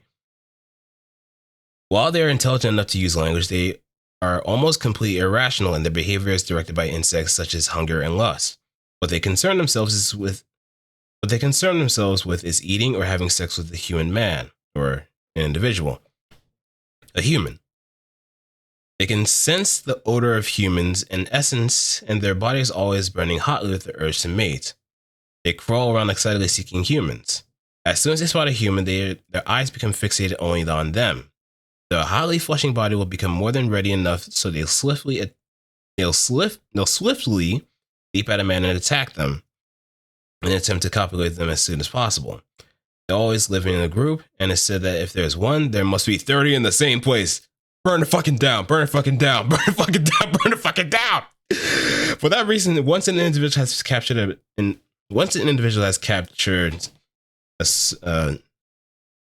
their prey at this point, They begin having sex with them. They'll soon sniff out that thick odor, and then a great many devil bugs appear, and the person will end up being surrounded and violated by all the extremely aroused bugs. Once that happens, they won't let him go until he passes out. You better be a quick shot, otherwise you're gone. They'll continue to use the body. They'll continue to use their body to console themselves. Meanwhile, and when he later wakes up, they'll be overjoyed and attack him and copulate once more.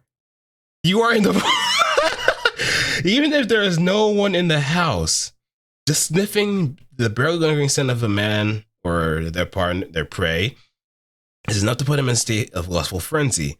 In the case that they are unable to have sex with the individual, they'll either masturbate while going around looking for a man, or go at it among themselves until they become covered in another's love juices. Even among the other monsters, they have especially little concern for the father-daughter relationship. As the child is grown to a certain degree, she'll no longer be able to see her father as anything other than a man. Sweet home Alabama. When her body gets hot for her father, she'll obey it and attack it without any regard for the fact that that's her own father. Aside from the scent of essence, they're also attracted to the lingering odor of sweat, filth, and more so the filthier the home environment, the easier it is for them to settle there. If you don't want to be attacked by them, I recommend keeping your body and your room clean. So remember, wash your ass so you don't get absolutely gangbanged by a bunch of cockroaches. Clean your room, clean your house. Make sure it is fucking clean. Burn the fucking thing down. Oh, this is F tier. This is absolutely F tier. For fuck's sake. God damn. Like, you don't get any rest whatsoever either. You have no choice but to burn the entire house down and just hope you never have to look back, or you just keep your entire place as clean as possible. Wash yourself as clean as possible. Don't leave a single nook and cranny that leaves any kind of odor. Use some deodorant. Use some incense. Whatever the fuck is necessary to keep these devil bugs away from you.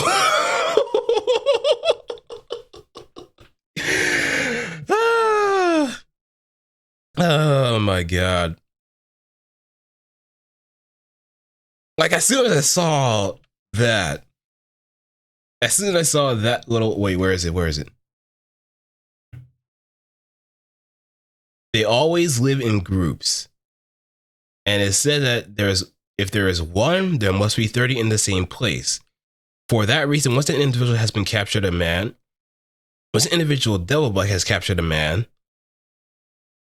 and begins having sex with him, they'll soon sniff out the thick odor, and then great a many devil bugs will appear. And the man will end up being surrounded and violated by all extremely aroused bugs. You may think that's nice, but no. Just imagine the chittering and the noise that you'll hear. It's just straight out of a fucking horror movie.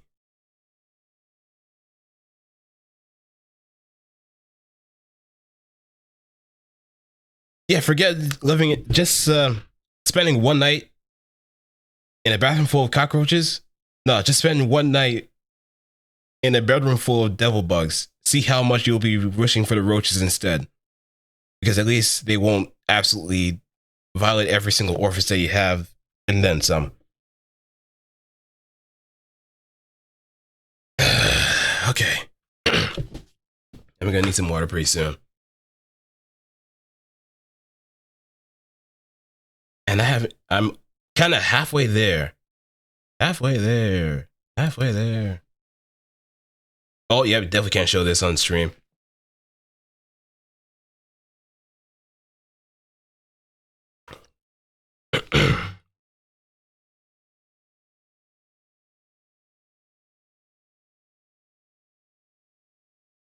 Yeah. Let's stop talking about the double bugs at this point. All right, the Damphir. A sudden mutational variant of the vampire. When a vampire has sex with a man before he becomes an incubus and conceives a child, these monsters are rarely born. They have an open-heart personality, which is the polar opposite of vampire. They don't look down on humans, and they're honestly And they honestly express their fondness for the men or partners they like. Though they are actually complete monsters, they are regarded as half human and half monster. They are also daywalkers too. Their appearance is extremely close to human, and they possess demonic energy that gives off an aura similar to that of a human.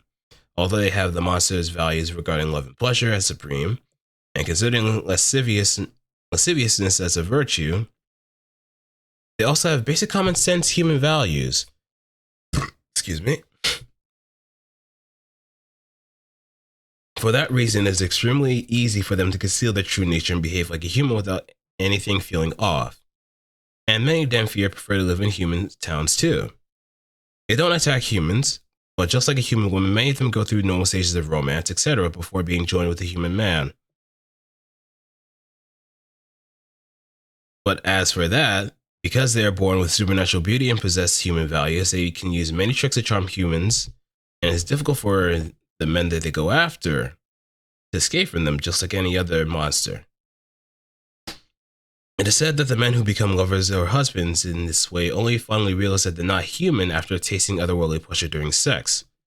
The demonic energy that the Demphier possesses robs strength from vampires almost like sunlight, and has the power to steal away their reason and capacity for thought in the same way that garlic does. Really? Oh, that's interesting. Most of them fundamentally view things from a human's perspective, and for that reason, they despise vampires who act arrogantly and look down on humans, and infuriates them when humans are mistreated as servants. For that reason, if vampires are around, they use magical power and superior physical strength inherited from their mother to vanquish them. And, through discipline and training, they'll correct their arrogant, stubborn personality and change them into open-hearted women who can honestly express their love and fondness for men. Fondness of men. Of course, in case where their mother wasn't honest with their father, the Damphier's first target will end up being their own mother. She is a motherfucker. After that, many of them journey as vampire hunters.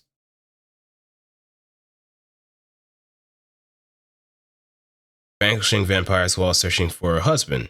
Additionally, since the servant husband or partner is involved during training of a vampire, during the training of the vampire, they sometimes grow fond of him and end up becoming his wife along with the vampire. In this way, Demphiers will not only injure the pride of their race, but may also become a rival for their husband's affections or partner's affections. So they are truly feared as the vampire's natural enemy. Furthermore, they're sometimes attacked by an urge to suck blood inherited from the vampire race. Although they normally resist it, the reason why is that if they happen to learn the sweet taste of a man's blood or a human's blood, the human part of the half human, half monster Demphier becomes corrupted by the monster part. And after that, they can't resist the future urges to suck blood at all, or the lust that visits at the same time.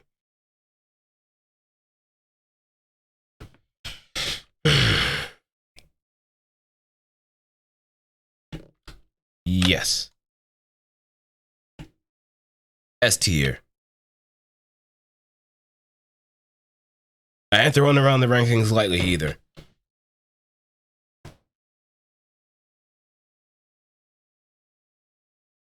And I'm actually kind of glad that I haven't really watched a lot of I haven't watched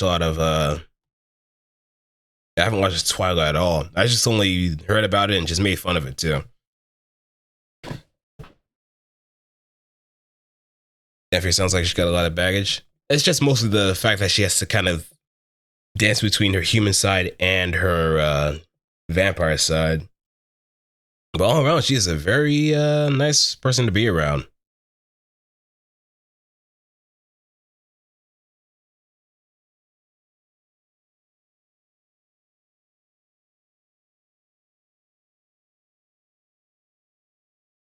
Like Alucard is a popular example of a Demphier. He is capable of doing many great things. And to be able to turn his blade towards other vampires, yeah. Alright, Doppelganger. This might be an interesting one. because I do like shapeshifters a lot. And this is safe to show around.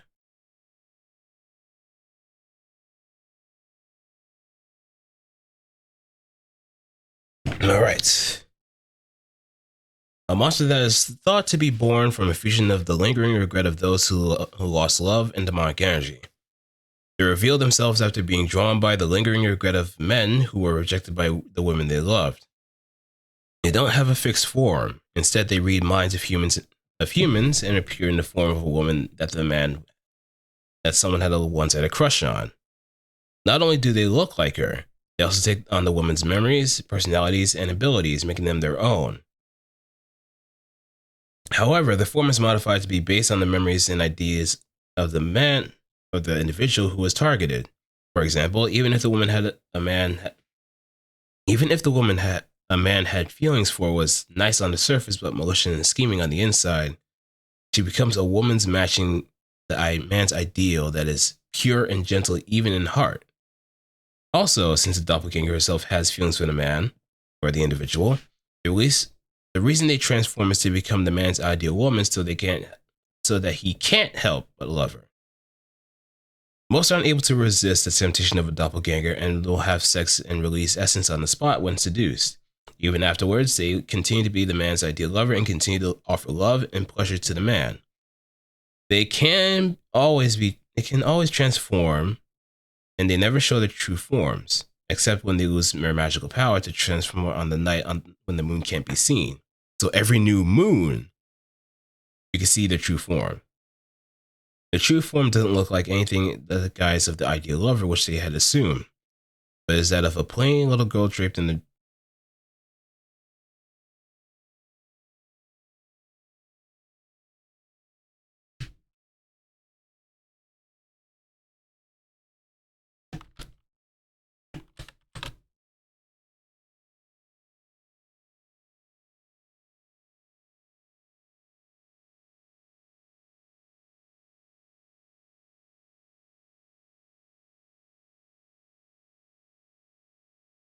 moving on.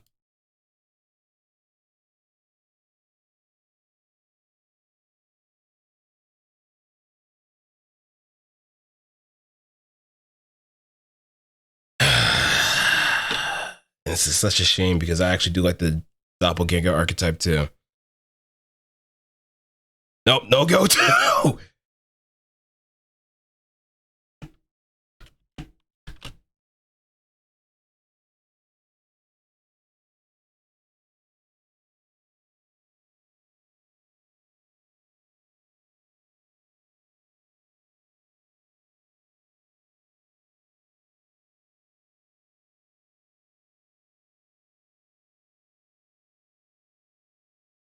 That's a no-go as well. Dormouses.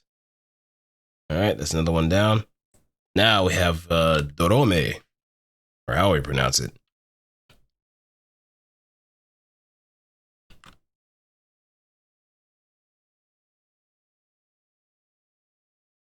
Head back to, yeah, I guess we could go with that.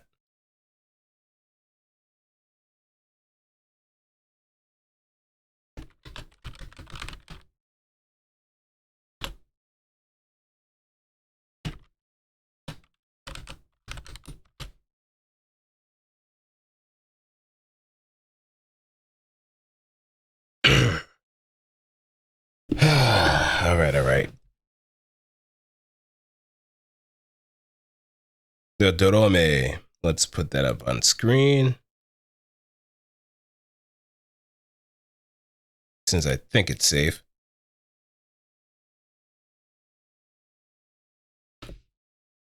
Dorome.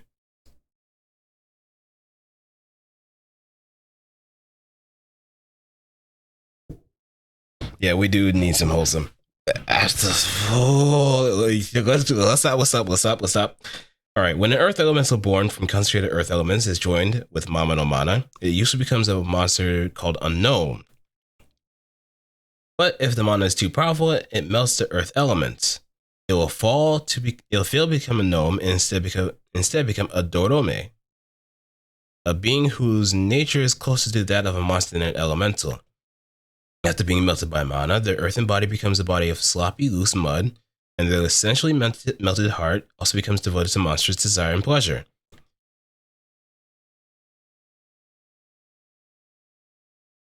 No, no, no, because there's what if there's one under the 30 of them, they're always gonna roll in a pack. No, they die. Oh, and bugs don't creep me out. That's the one thing. Bugs don't creep me out in the slightest.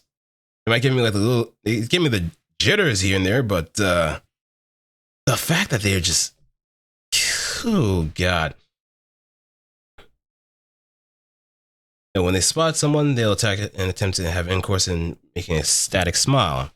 The intelligence is not very high and the movements are sluggish too, so if you notice them, escape won't be difficult. However, given they are comprised of earth elements, they can merge with the earth and move freely below ground, only to suddenly appear before someone's feet and instantly seize them by wrapping them around with their muddy body. While they do aggressively attack humans, their disposition is extremely gentle, and while they restrain someone, it's like a tender embrace. Their mud is warm and soft, and the individual will be enveloped in a comfortable pleasure, even if they just surrender themselves and soaks it in. The sex isn't very intense either. They'll cover the individual's body with their loose body as if to firmly embrace them and gently shake their hips, providing the individual a melting pleasure. The monsters copulate in this manner. They naturally make an ecstatic expression the moment they sip mana. But it seems that Doromes are able to get in a pleasant, happy mood even by just taking a man by I can't speak.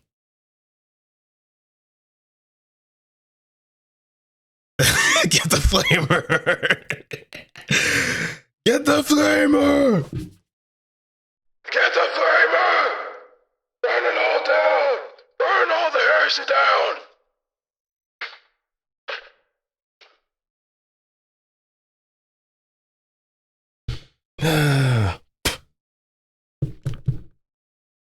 Now, where am I? It seems that Doromes are able to get in a pleasant, happy mood even by taking a man inside their mud and enveloping him. It is said that those that have obtained a husband make an extremely ecstatic expression as if they were right in the middle of sex, when simply embracing their husband in their muddy arms. Since they themselves are earth, even if the body crumbles or gets smashed, they can just create a new body from the ground, and therefore physical attacks won't have much effect. Additionally, they can take the surrounding mud and earth, make it a part of their own body, and freely control it. They can even make multiple copies of their own body from earth. Sometimes, regardless of the fact there was only one of them, before you knew it, you'll find yourself surrounded by all of them. How much earth they can take differs depending on the magnitude of the mana possessed by the individual. Normally, the limit is only several bodies worth, but they say that sometimes they swell so much that all the visible ground or every place over the walls, floors, and ceiling of a cave will become a part of a dorome. If a man or someone else carelessly sets foot inside one of them, he'll have his body covered in countless muddy female bodies that suddenly appear around him. Yeah, it's basically a mass of earth elementals.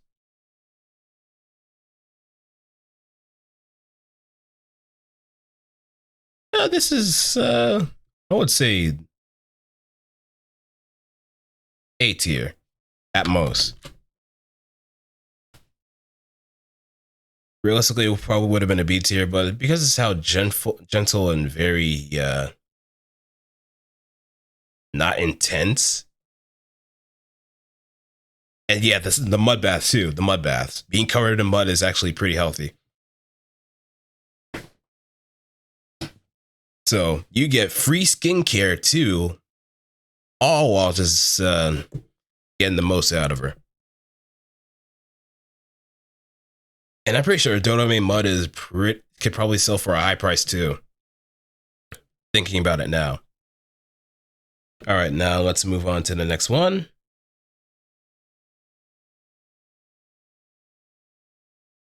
And The dragon. I swear. I think at this point, Coco. I think you're the one that's like the main dragon VTuber aficionado. And I can definitely see why. I can definitely see why. You rarely watch VTubers? No, but you did kind of like express some interest in their design, so to speak. But me, I'm kind of lost in the sauce, man. Dragons. Dragon half. Isn't there like a... Yeah, there's like a dragon half and there's dragon pink. I remember that. I remember that too. And I think like Judo's voice actor was there too. Judo's Seiyu did like some episodes of both of them. All right. Dragon, I can't show that on stream. Nope. All right. All right. And after like Selene and Alira, there's so many grave dragon YouTubers too. I don't know why I become so kind of a closet dragon fucker. In any case, dragons, the highest level of monsters combining a strong body with a high intelligence. They are fearsome monsters with sharp claws that can tear through steel, and they can breathe fire that can incinerate anything. They have been titled as rulers of the earth because of the enormous power that they possess. They take an arrogant, high-handed attitude towards not only humans but other monsters as well. They've taken on forms of women due to the demon lord's power, but because of their enormous power they already possess from birth, they haven't been completely subverted by her power. They can even temporarily change into the form of the enormous dragons from the time before the new demon lord took over. They also love treasure, including precious metals, jewels, and rare magic items. Their lairs are full of the treasure they have collected. Although they have high intelligence, their behavior and emotions are strongly governed by their instincts, and it can't go against them. They are rulers of Earth, and they look down on humans as worthless, insignificant beings. They try to act uninterested, but because of the influence of the demon lord's power by instinct, they can't help but recognize humans as their race. For that reason, exactly opposite of their attitudes, their instinct gives them a powerful aversion to harming humans. Because of it, they cannot harm people even though they have the power to take human life effortlessly. They even end up having endearing feelings for humans. When they find someone who strikes their fancy, they can't go against their urges as monsters. They take them back to the lair, they give in to the urge and have sex. Those taken away by them are treated as their most valuable treasure and are not allowed to leave their sight. Oh boy. Those who end up with them will be loved dearly and showered with affection, continuously receiving pleasure from having sex with them. However, if their instinct ever recognizes a human as someone more powerful than themselves, then they are ruled by an instinct that forces them to obey and have sex and bear young. If this happens, there is not a trace of the dragon ruler of Earth left. They fawn over their husbands and strongly seek sex, becoming mere female lizards. Well, furthermore, due to their great haughtiness, they will not meet with people they often turn the tables on would-be dragon slayers and defeat them. So it's not uncommon for a dragon to go her whole life without having had sex with a human. And when such a dragon dies, demonic energy gathers in the corpse after it loses strength. It binds with her lingering regrets about having never mated with a human man or having children. She will then be resurrected as a dragon zombie. After resurrection, the decay of the body is stopped by demonic energy, but in exchange, the pride and rational mind rots away. They become exactly female lizards that just greedily desire to mate with humans and produce offspring. And you know what? That's another fucking S. Mainly because bias is kicking in too. We're almost done with D, and it's almost the end of the day here too.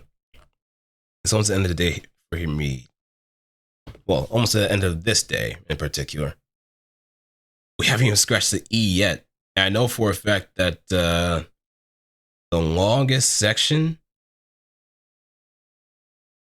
is going to be a doozy.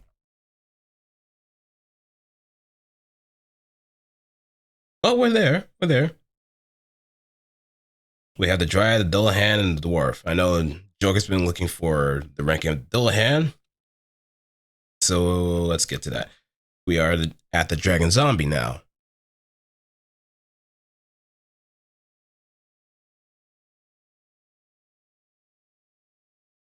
And my God. Oh my God. This is kind of safe to show. Rules of return undead to the height of their arrogance. Dragons, we are with that. So there is no small number of them who live out their entire life without ever copulating it with a man. And I instantly think it's pretty much like the turnaround of the no bitches meme. But what would be like no dick? Oh, that's like that's like that's implied food at this point. No dick?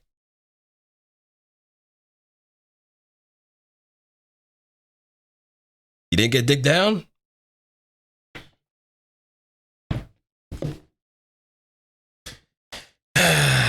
Okay. Mama no matter Mama no mana gathers in the corpses of such dragons, combining with their lingering regret over not having been able to find a man. No dick. To be their husband and have children. And reviving them as dragon zombies. In exchange for an imperishable body, the mind, rational faculties, and pride as the dragon completely rots away in a slimy manner. They become exactly female lizards who are constantly dripping with love juices and will only seek what they couldn't obtain while still alive. Mm-hmm. They are instinctual instead of rational like they were when they were still alive. And their obsession with sex will drive them to attack and attempt to violate anyone upon spotting anyone upon spotting them. Their thoughts are simplified and their movement slows down a bit. But since they will fully retain the power of a dragon, one of the highest of all monsters, and becoming undead makes them inexhaustible. They'll persistently continue pursuing a person they recognize as a male until the bitter end, or anyone else. Furthermore, their fire breath went from when they were living changes to rotten breath. That's very similar to miasma, and those hit by it will have their rational mind and will to resist rot away. Those becoming driven by only the instinct to reproduce with the female in front of them. Their body, which was firm in life, will loosen up, and their figure changes to be favorable to males or anybody else. Feeling pleasant to embrace, combining softness and resilience in such a way that if a man or anybody else runs his finger over their breasts and buttocks, the softness allows their finger to easily sink in. Oh my God. As if to indicate a willingness to receive a mate. And the resilience is enough to push them back. The vagina greedily hungers for someone, while it's elastic enough to easily completely engulf a penis. Dick engulfing vagina. That line will still forever just swirl my head in the whole context.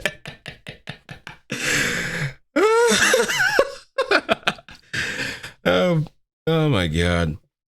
If you want to see where that line came from, just look at the Boki entry. If you're new to the stream.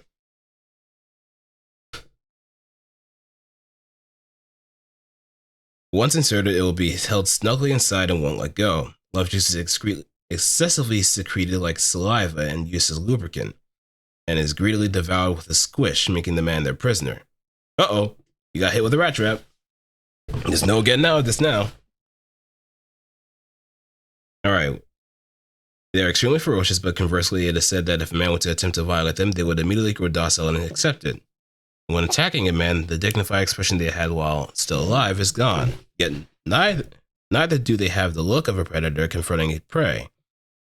It is merely the slovenly expression of a female fawning over a man. As far as they're concerned, launching an attack on a man is just also as extreme form of coaxing, and all they're doing is fawning on a man. In other words, if a man seeks to copy with them himself, then they have no reason to attack. So if you just got to put up a brave face, take charge, dominate, and that zombie dragon is yours. After obtaining a husband when basking in the instinctive bliss of being desired as a female by a male or by a partner, and having the womb filled with fluids, the appearance no longer gives off an aura of ferocity as it did when it was starving. However, by becoming undead, the instinct to protect the male they obtained as their treasure is also strengthened. Should it seem that their spouses will be harmed, they will become half-crazed, flying into a rage and spew rotten breath haphazardly. In the case of men, the effects of breath will wear off in time, but in the case of women, their resistance to monsterization will be corroded along with their rational faculties, and they'll change into undead as zombies, whites, etc. It can easily result in a horde of undead. Okay. This reminds me. What was that one monster in Monster Hunter World that does that? It has like a rotted breath. It's like in Rotten Vale. I forgot the name of it, but it instantly reminds me of that. There we go. Valhazak. That's what it reminds me of.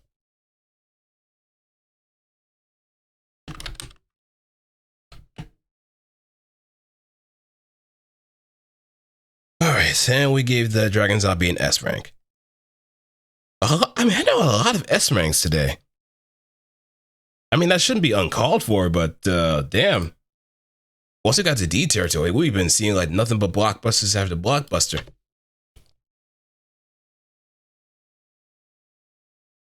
Okay, we got the dual hand. And I hope you're here, Joker. And this is also safe to show on stream too. Thank goodness. Yep, gotta reset. Time check. It is currently 12:15. Alright, we are at the Dullahan. A demonic knight with a grotesque figure. Its head has been severed from his body. It inhabits the demon realm. Because of its identifying feature, it's also known as the Headless Knight. They are the prized advance guard of the Demon Lord's Knights. They are extremely loyal and possess exceptional military prowess. In the illustration on the left, they hold their head in their left arm, but most times they put their head on their body, so it's often hard to realize that they're a Dullahan. Essence is what fuels them, but they don't aggressively attack. They're intellectual, that's a good start. They store all their essence they've collected inside their bodies and use their head as a lid, so they can get by normally, even with a very low amount of essence. However, being a Dullahan, their heads come off very easily. When this happens, their pen of desire, emotion, and true intentions are spilled out along with the energy. Because of this, when their head is still in place, they are stubborn and intellectual, but once the head comes off, they change completely. Their personality reverts into a naturally lustful monster personality, and they act according to their true feelings and fawn over the individual to entice them in the pursuit of sex. Normally, they hide that personality, but it is what they truly feel on the inside, and it is their true character. If one ever encounters a Dullahan, be sure to take advantage. Knock off their head and you can end the fight. However, the essence will spill out, she will become hungry. As noted above, her personality will change and she'll probably assault you right then and there. Another thing, they sometimes appear out of nowhere and come to kidnap someone they're fond of. On this occasion, they specify the date and time of the kidnapping for some reason.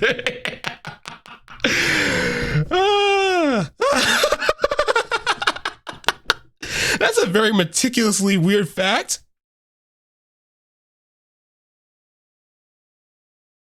Dear Diary, I found this very special someone that's walking by the wayside. Maybe on March 14th,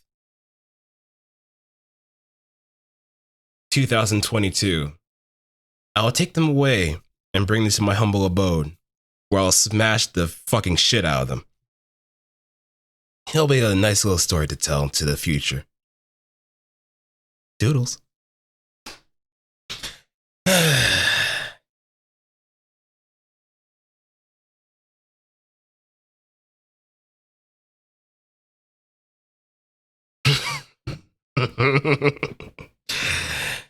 Yeah. That's such a weird thing, but if it's actually related to their actual lore, that's funny. just, just saying, March 14th, 3:47 p.m. And this is like the exact same. It's even weirder too. That they actually put like the coordinates of where you're gonna get kidnapped. Like they realize where you go to work or where you go to school. They know exactly where you live. I will break into your house and make you feel unsafe, and then make you feel humble.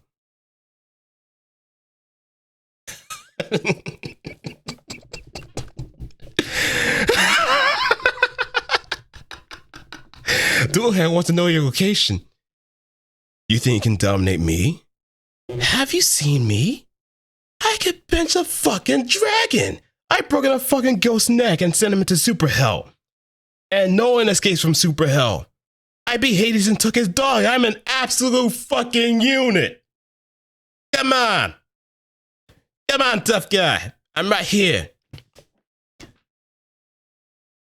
They didn't call me the Van Helsing of Coney Island for a reason.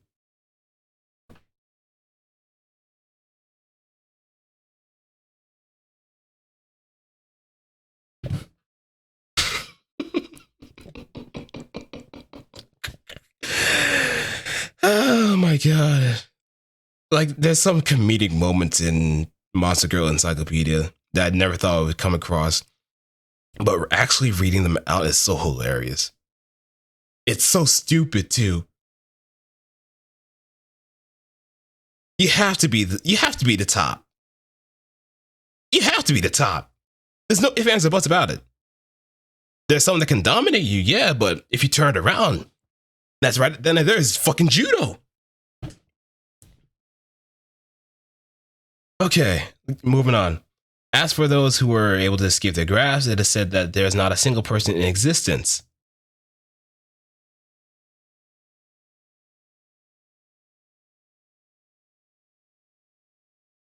Excuse me? Hold on, wait. Sometimes they appear out of nowhere and come to kidnap someone they're fond of. On this occasion, they specify the date and time of kidnapping for some reason. As for those who were able to escape their grasp, it is said that there is not a single person in existence. It...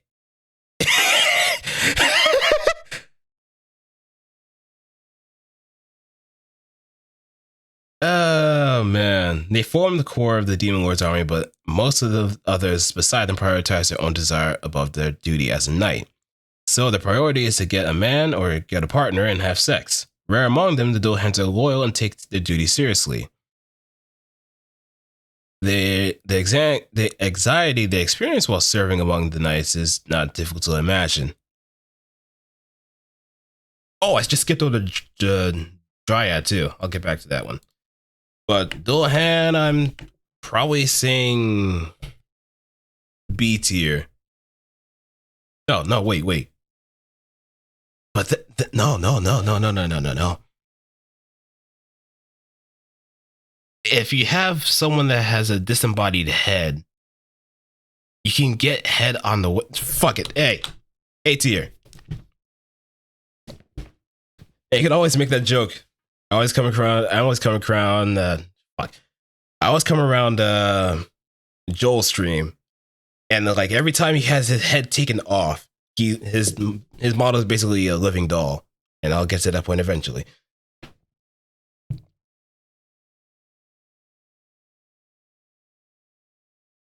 And the chat just goes, no head, no head. It's just a nub. Just imagine a dual hunt VTuber just having no head, no head, just having the head on the side, just holding it on the cabin. I mean, yeah, there's that too. There's that.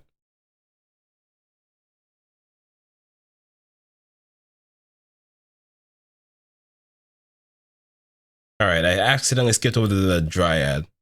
My bad. Okay, the dryad.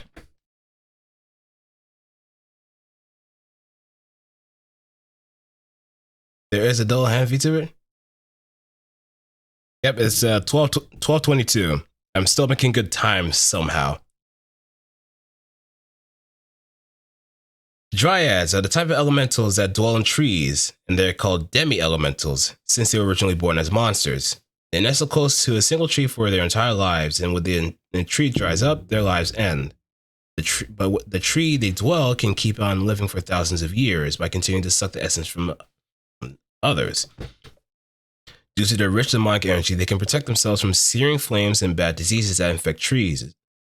They are normally warm, but they will attack those who threaten the forest without mercy. With vines that pop out of the ground, they can bind the individual and throw them into other monsters that are starving for sex. Aye. They're extremely passionate about romance. They seduce those they like, imprison them inside the tree, and have sex with them inside.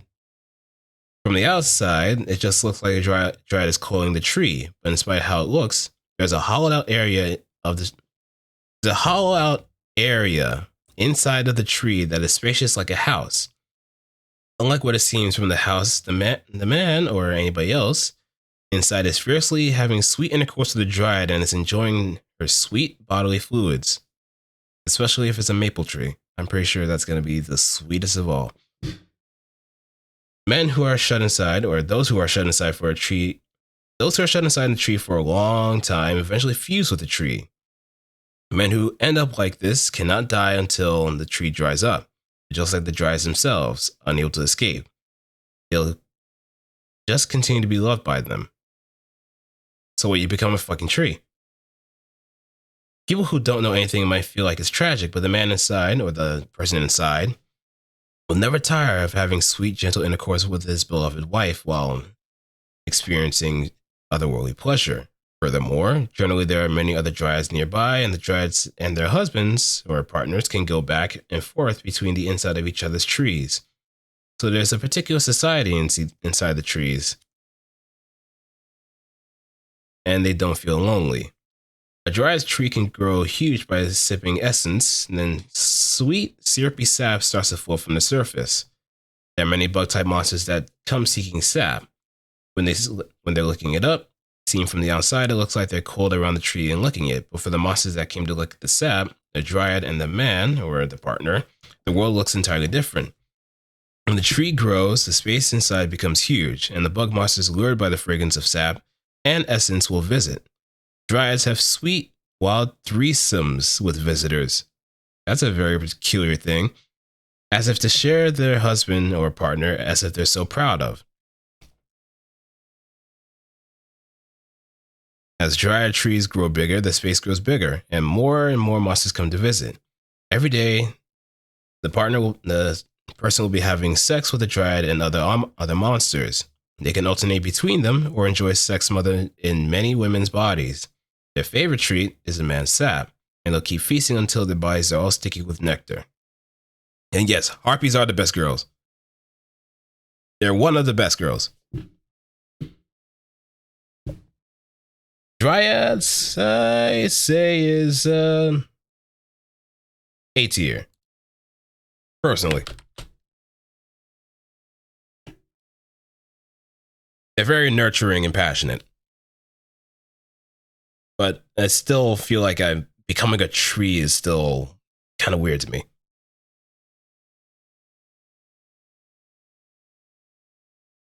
But let that little tree grow. Oh, wait, I forgot to put up the image too, but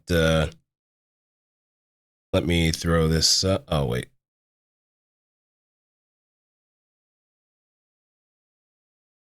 Yep, this is what they look like. Yeah, got that. Now let's move back. And we are done with D. And E, F should be pretty much fast to go through. It should be fast. And it's another Lamia. Oh wait, I forgot the dwarf. Man, I keep forgetting. But I doubt that the dwarf would be a good idea to go with. That's a definite headbat here.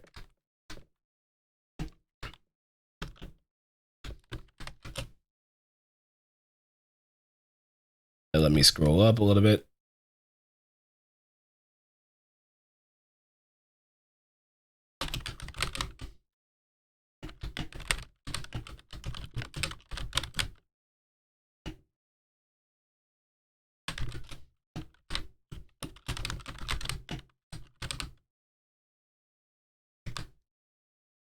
There we go.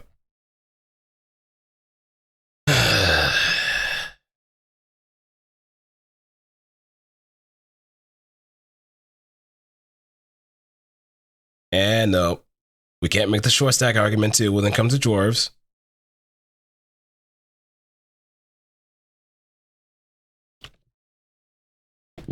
Yeah, they will outdrink you. They will do so much more than you because they're pretty much frat bros or sorority sisters, but intensified with the utmost ability to engineer the most powerful machines imaginable.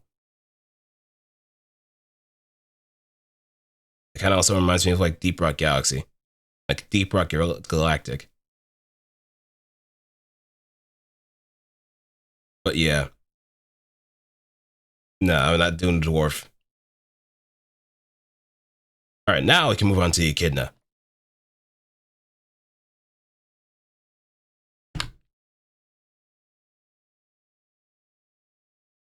Now I can move on to Echidna. Short-sighted dwarves probably OPC. Yeah, definitely. Definitely. All right, now we can go with the Echidna, because Lamias are pretty powerful on their own, right?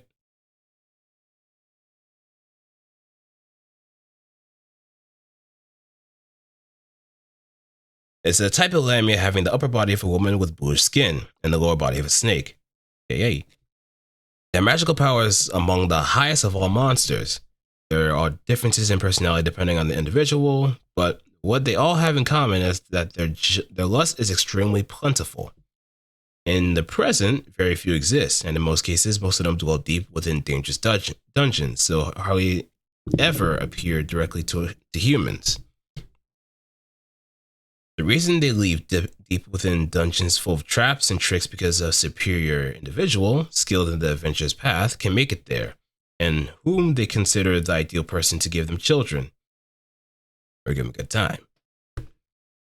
The dungeons they dwell are laden with great treasures, mysterious potions, and the best magical items, etc. So there's a lot of rare drop territory. To facilitate men coming to their dwelling, they sometimes change into human form using their magic power. Their great magic power then spread information about the dungeon's vast riches among humans, or even request the aid of monster slayers to hunt themselves, all in order to lure the beasts, all to lure the best adventurers into their dungeons. So she's legit putting like Craigslist postings. If you raid this dungeon, you might get a nice little reward out of it. Don't know what the reward is? Don't worry about it. You'll be treated soon enough. Okay. Drop it. After getting past numerous traps and repelling monsters, once an adventurer reaches the deepest part of the dungeon, they'll find them waiting for them as the final barrier in the reward for clearing the dungeon. Unable to hide their arousal upon the first meeting, the one who will become their husband or partner, they'll coil around the body of their beloved, with their snake body binding in them, and going straight for sex and conceiving, as if the man or the partner, as if to let the individual savor the entire body and force them to remember it. They use their entire body from their mouth to breast to vagina. They give those the devilish pleasure that equal to a succubus.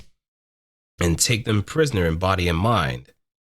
Because it is instinctual for them to accept these humans as their partners, they will have the innate ability to sense their existence and know the future of humans who will eventually become heroes. That is interesting. They have foresight?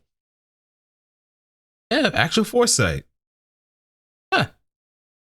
It is said that among the echidna, there are a few who have raised their future husbands or partners with their own hands before they even show the slightest potential as heroes, support them from the side, helping them grow, and then in the future mating with them, drowning them in pleasure and taking them prisoner. Thus, the important female supporters of many heroes and legends and stories have actually always been an echidna. And it seems in most cases, the heroes who supposedly disappeared and went off somewhere after saving people are actually off alone with their serpentine soulmate, continue to have sex with them and bear children for a family. Out of all monsters, their childbearing has an extremely peculiar nature. Of their children they ever give birth in their entire lives, only the first is an echidna, the same as her mother. Every daughter born after that are all varied in race, appearance, and nature, and thus new types of monsters that have never been born before or are reared by them. And so they're called the mother of monsters. The reason they seek superior men in the first place is often to give birth to even more new variants of powerful monsters. Oh, that's an interesting draw. After getting a husband and charming him into becoming theirs, they devote themselves to baby making and getting pregnant with their husband's children in order to fulfill their desires to give birth to great monsters, to the greatest monsters. Gotta put respect on that. Eventually, they'll gently pat their heads. They gently pat their huge swollen belly with the expression befitting of a holy mother stained in benevolence. In their family lives, they'll think to themselves often, "My wonderful child, born from my beloved husband's how lustful will you be, and how lascivious in appearance? How will you tempt men, and how wild will you go with pleasure?" When these mothers of monsters think about the children to be born, they cannot help but naturally smile at their husband.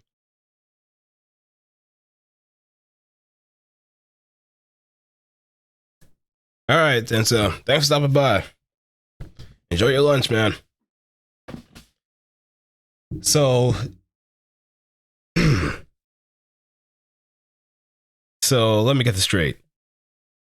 If I'm thinking this correctly, whenever Guile says go home and be a family man, does that also mean like when heroes just fade off to the sunset, they're actually with an echidna? Like the lone hero goes off into the sunset, is actually heading back to a cave. A very dangerous cave, but they're probably overloved with the shit. So everything just seems trivial to them, and they just go back to their echidna wife and just absolutely smash the brakes off of them.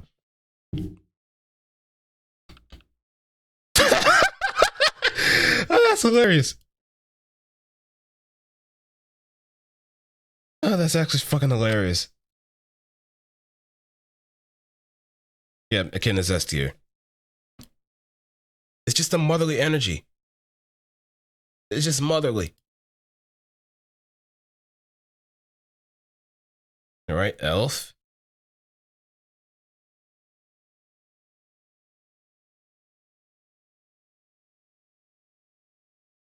All right. After this one, I'm probably going to take a bit of a quick bathroom break and just get some water on hand. So we'll do this one and we'll be moving on.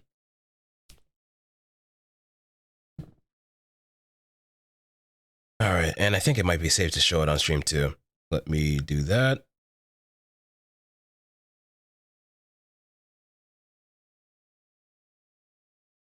All right. The elf. The most well-known type of elves, known as the forest elves. They look just like humans, except with pointy ears, and they innately possess high amounts of magical energy. They deem themselves higher beings compared to humans, and thus most individuals look down on them and loathe them. They live in particular villages established deep in the forest. They weren't originally monsters, and only those who receive succubus energy and turn into succubi are treated as monsters. Elves normally live deep in the forest where people rarely tread. Those who come to become succubi will be banished from their village due to the laws of the elves. Afterwards, since they naturally seek human men due to the succubus instinct, they'll often wander the outskirts at the forest near human settlements. Due to their innately high magical energy, in the early stages they won't be completely violated by succubus energy. The horn, wings, and tail normally seen in the succubi are nowhere to be found, and they retain their noble and proud elven mind. However, in contrast with their hearts, their body will have completely changed into that of a succubus. It'll always throb seeking humans, or maybe orcs, tempting their hearts. Due to their elven mind, they find it disgusting and will desperately try to resist the throbbing.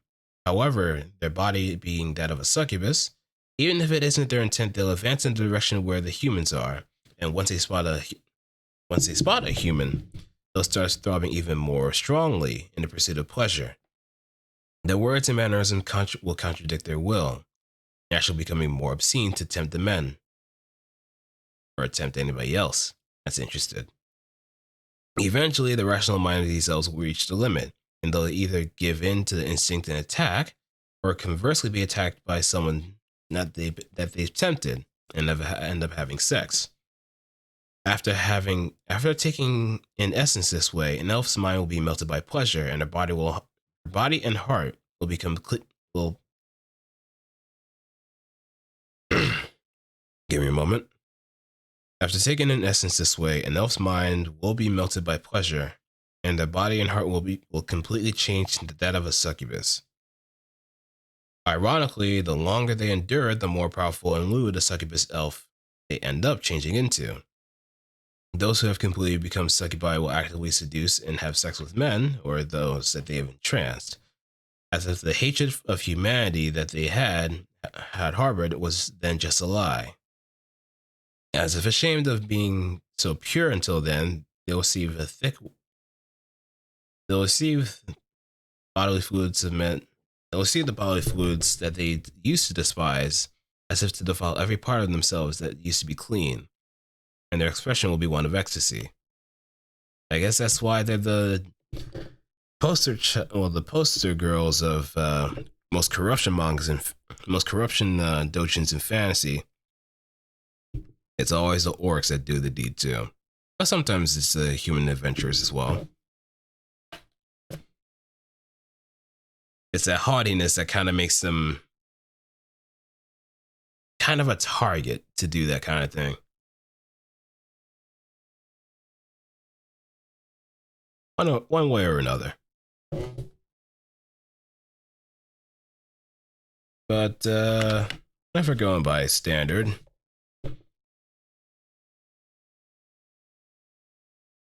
I can't believe it, man. This fucking encyclopedia actually made me go for the elf instead of the dark elf. Why the fuck? Why the fuck did they do that? Why? I wanted to like the dark elf so much, but the moment they introduced fucking Alabama, the moment they did that, this has to be some sort of conspiracy. Fuck that. No. Fuck. Oh my god, I hate it so much. I hate it.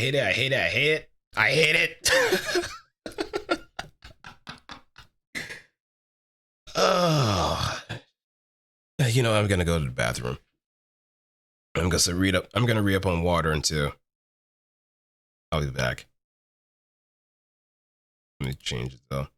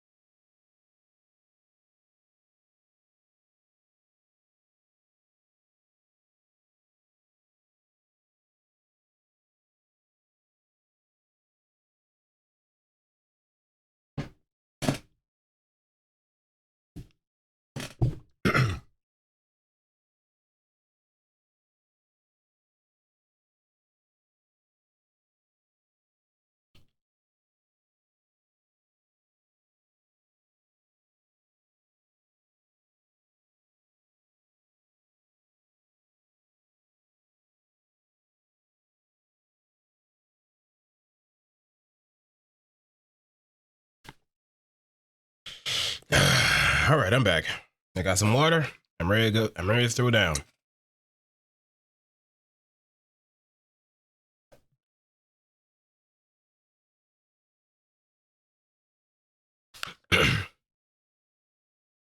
All right. Next up is the fairy. Oh dear God.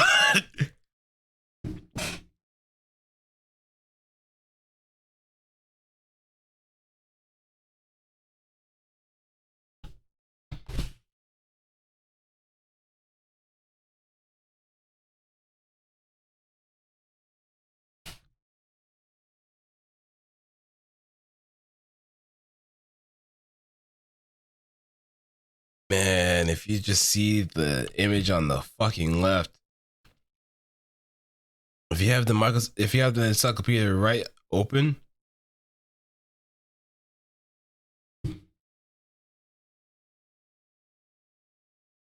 I can't do it this way. No, it's head pat. It's definitely head pat.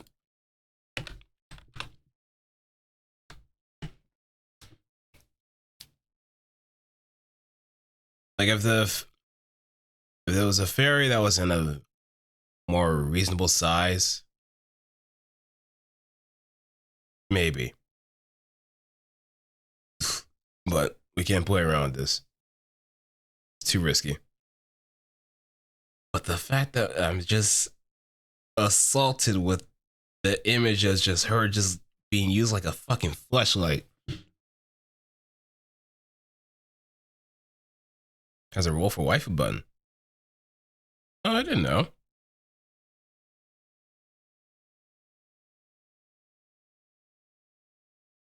Krampus.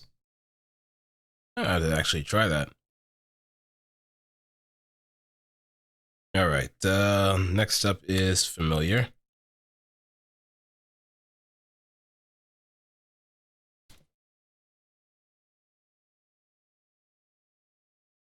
Nope. Head pat.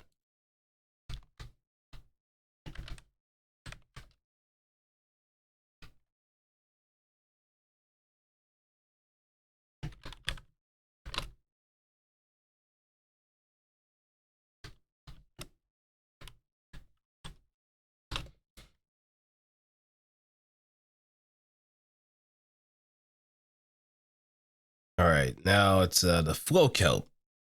And just like that, we're already at G.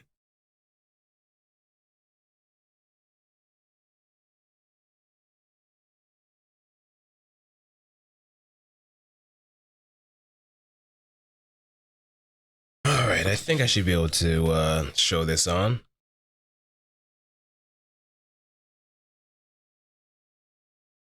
I should be able to. Like I'm kind of going by feel at this point. If it's not blatantly if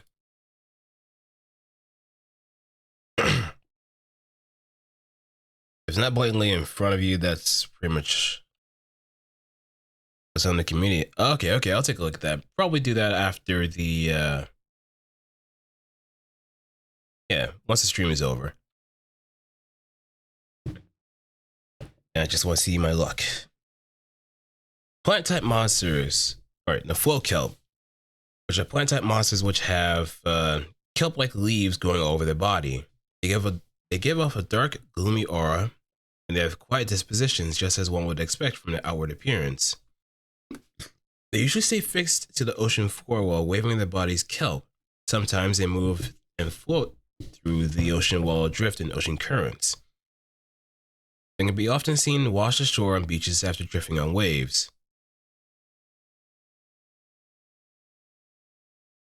Okay. I'm gonna have to do like a rating on the spot too, but that will kind of get in the way. Well, I'll probably do like a temporary rating, and then once I do the actual rating of them, once I get to that point, then I'll change the rating if it's there or not.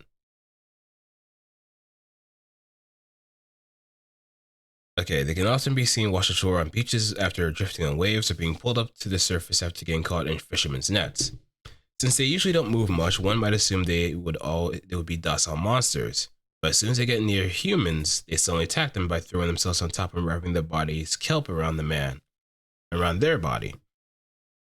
The kelp has a unique stickiness, and once they wrap around it, it won't easily come undone. So they have sticky sex while gluing each other's bodies together. The fluids secreted from inside their mouths and vagina have the same kind of viscosity. Once they swallow up the individual's lower regions, they coil tightly around it and refuse to let go. Every time they move their hips, it produces relentless pleasure along with wet, muffled sounds, and they seize every last drop of fluids released deep inside of them. After acquiring a husband or a partner in this manner, they become very physically and mentally dependent on them. Even in daily life, they will have their kelp wrapped around them constantly, and they'll try to keep them at each other's bodies as close as possible. Very, very clingy. Some among them prefer to cling by being wrapped in their husband's arms, and others prefer to be carried on their husband's back.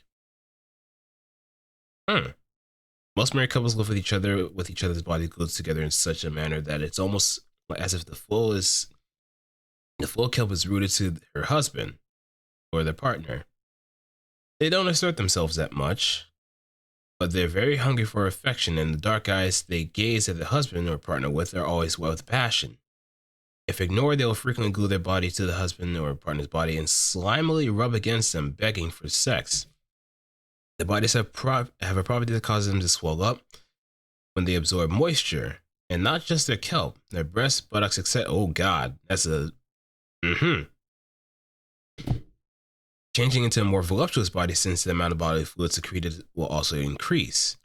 They will try to discharge it by actively kissing the husband, and besides that, their vagina will be constantly dripping with juices seeking sex. Since the viscosity of the body fluids increases as well, it is extremely difficult to escape from their embrace when they are in this state. If they were to wrap themselves around a man in the middle of the ocean, the sex would be unavoidable. On the other hand, when they dry up and lose moisture, not just their kelp, the whole body shrinks, and they end up in the form of a young little girl. In this state, they will frequently kiss the husband seeking moisture and slurp his saliva. So they just constantly try to keep that voluptuous body form no matter what.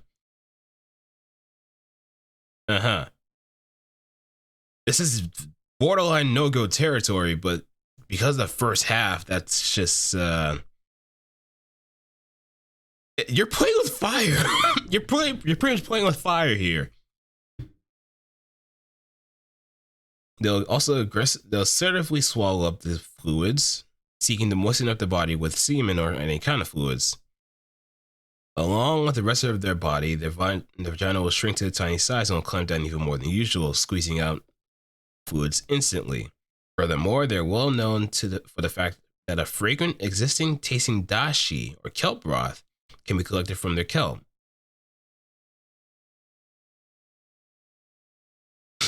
Of course, their taste that charms the tongue of famous gourmets also charms their husbands and partners. Many become absorbed in slurping all over their body and taste it by directly sucking up the kelp with their mouths. Yeah, exactly. Wash yourself, and you'll be rewarded. Wash her, you'll be greatly rewarded. Stay clean, stay hydrated, stay motivated. But this is definitely either B or C tier, thinking about it. Because the fact they have to constantly keep her moisturized. Well, if you have a pool, then you're pretty much set into A tier territory. But if you have to constantly find ways in order to moisturize or just get at that point, just even have like a fucking slip and slide, that'll be enough.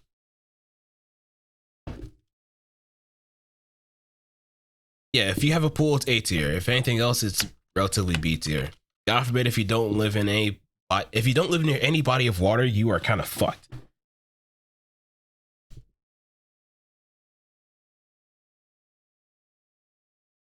Kind of.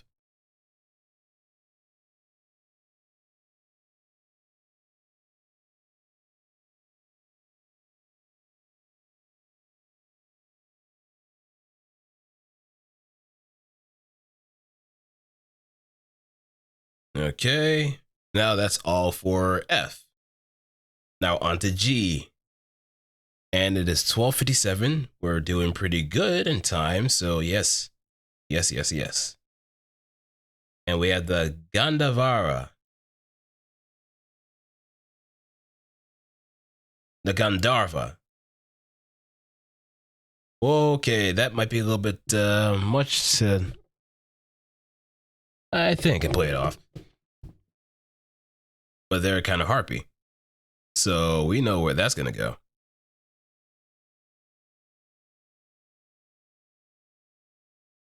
The Gandhavara. A large variety of harpy with golden wings. Let me get the chat up. No body of water, FBI tier. It is FBI tier. A large variety of harpy with golden wings. They are master musicians that revere the goddess of love, Eros. Hey, another Eros follower. And in some regions, they are treated as divine beasts rather than monsters. They have a peculiar dietary habit of feeding on fragrance. I guess they must love going through the perfume part of Macy's, so yeah. Oh wait, never mind. They're always emitting fragrance from their own body. They are a cheerful race with a proud love for music. What? Oh, good.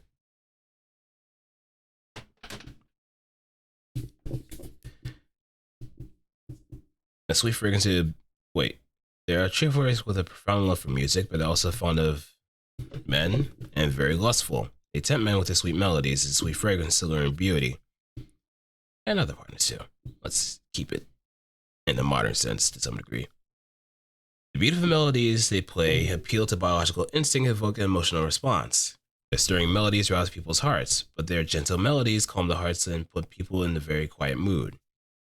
If they play the melody of love, a couple will swear to love one another right on the spot, and when love blossoms, the couple will become lovers. So it's just like the Cupid, but a little bit more widespread. The fragrance they are covered in causes the bodies of two who sniff it up heat. The fragrance they're covered in causes the bodies who sniff it heat up slightly and puts them in a good mood. The more excited and aroused they are, the sweeter and thicker this fragrance becomes. Just having it slightly tickle one's nose causes a buildup of blood and heat in the lower body and feeling of bliss, like being drunk from a fine wine. According to the records of a certain kingdom, by playing the melody of love on the battlefield, they were able to stop the fighting. Wow, that is legit. Make love, not war right there. With the power of song. No, wait, how'd it go again? Man, I've watched Macross 7 so much, but I forgot. It's just Nikki Bassara just saying, listen to my song. And everybody just stops fighting.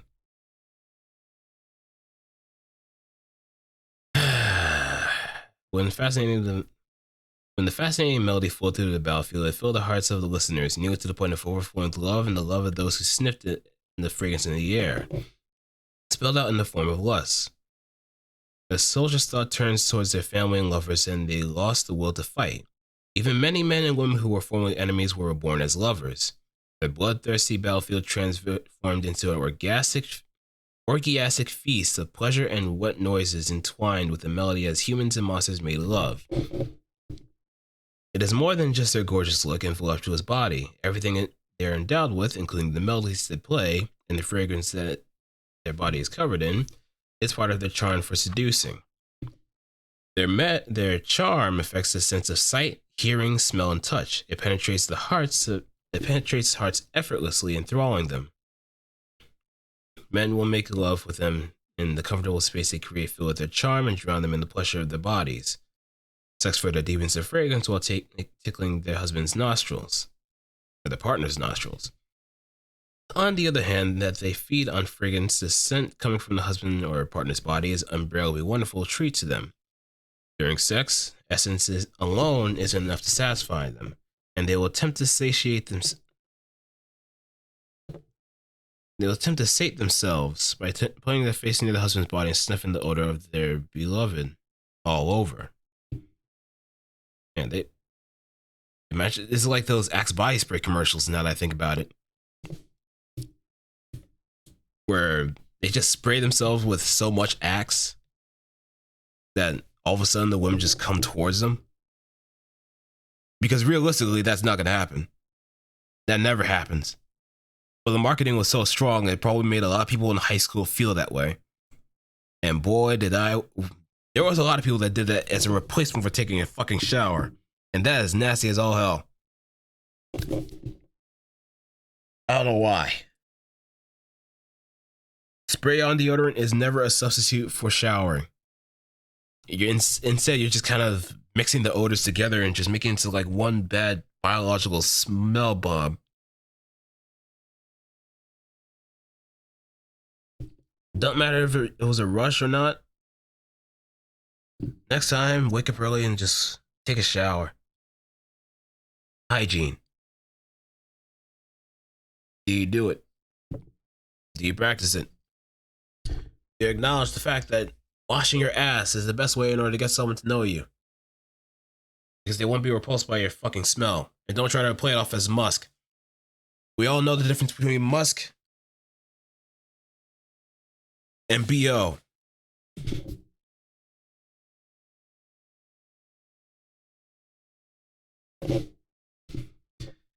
Okay, while they're extremely lustful monsters, they are purportedly the guardian deity of maidens. The scent of perfume made from their fragrance has a mysterious charm that makes women who wear it give off an impression of purity to men. It suppresses their lust and transitory emotional impulse. A transitory emotional impulse, thereby having the power to protect a woman's chastity. However, the effect won't work on a man if a woman has feelings for him. Instead, it would give him a sensual impression and arouse his lust. On top of that, it would also change into a devilish pheromone that intoxicates and heats up the body and spirit. In brief, rather than protecting virginity, this perfume ensures that a woman will definitely... Hold up.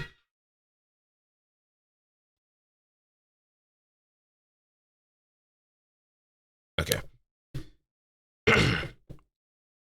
Rather than protecting virginity, this perfume ensures that a woman will definitely be able to offer to a man that she has feelings for. The reason the Gandharvas protect maidens is to guide them in the name of the goddess of love, so they will surely be joined with one in their heart. Yeah, so it's a matchmaker perfume.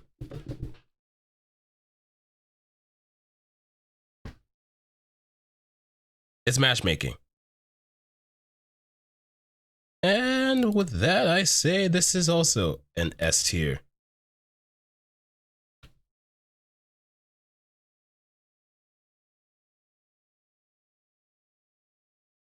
This is it's been impossible to find like an A tier at this point. Maybe I might have come across an A tier. Who knows? Maybe.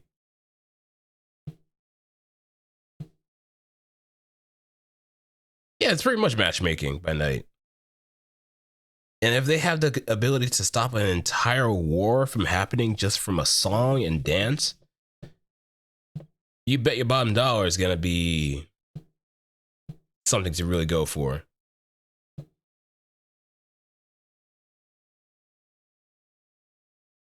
Nope, can't show the gargoyle on stream. All right.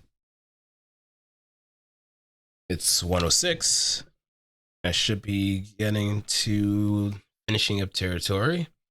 So let's try to wrap this up. The gargoyle, a monster which is a statue that came to life and started moving due to the soul of a fiend dwelling within. Aside from those which were created by a fiend imbuing a statue with a portion of her own soul and mana to employ as a servant, in many cases, gargoyles also result from souls coming to dwell in statues by pure happenstance. Also, some have the powerful and wicked fiends of the age of the former Mamano lords sealed in them. But as with the fiends of the present, the formerly wicked souls dwelling in the statues have now changed completely into the souls of Inma. They await an opportunity to violate humans while masquerading as ordinary statues. The majority of them are only able to be active for a limited time due to the seal or lack of mana. Basically, during the daytime, they are immobile just like ordinary statues, but when night falls, the fiend's soul activates and they start moving. soaring about the night sky in pursuit of prey. When they spot someone who strikes a fancy, they may pretend to be a statue to set up a surprise attack, or swoop down from the sky above them and try to pin them down and have sex with them. On this occasion, the female body covering them and doing the deed will be so soft and warm that it will be totally unimaginable that it was originally cold stone. Stone cold. Whatever the fuck. Gargoyles have a strong thirst for essence, which is required to obtain sufficient mana or free themselves from the seal. So they lash out at those with extremely greedy and violent desire, and during their night, their hips will move non-stop. They will actually break you.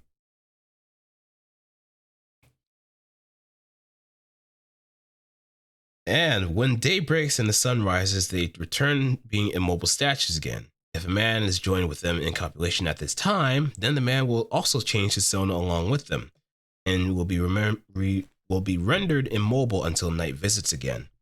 When petrified doing cowgirl, the man will probably practically appear as if he had become the gargoyle's pedestal. That's a very picturesque. Fuck, I cannot speak. A very picturesque description. A man petrified with a gargoyle is unable to move or speak, and his thoughts are enveloped in drowsiness as if dreaming. But he is still able to communicate with them, moreover, since he is continuously joined with their body. Even if neither of them can move, the pleasure of sex is continually produced. The man will come to eagerly await night, as if being imprinted in his hazy mind by the mana and pleasure he has been given. And when night arrives, the gargoyle who was eagerly anticipating night, just as much as the man, if not more so, will begin shaking her body on top of the man as if the dam inside her had broken. After getting a man to be their husband and repeatedly having sex-filled nights, as their bodies become filled with essence, their nights grow longer. Once they have enough mana, or the seal formally placed on them is weakened enough, they'll finally be able to move freely regardless of day or night, however obtaining freedom. Most gargoyles want to have sex with their beloved husbands as much as they please, and at the same time, they'll constantly mount their husbands and indulge in pleasure, perhaps due to it having already become normal to spend their lives joined together. But much of the time, they'll sleep quietly even when joined together after sex. So apparently, the image of a statue and a pedestal indulging in pleasure will most likely be unchanged.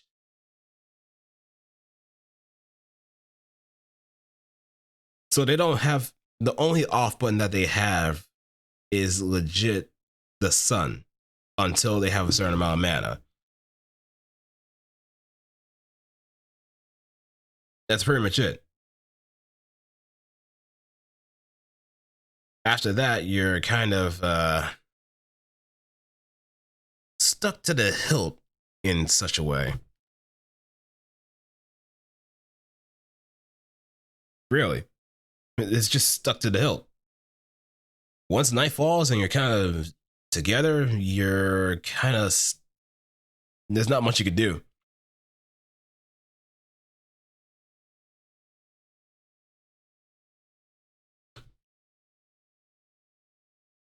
But the thing is, you're not dead.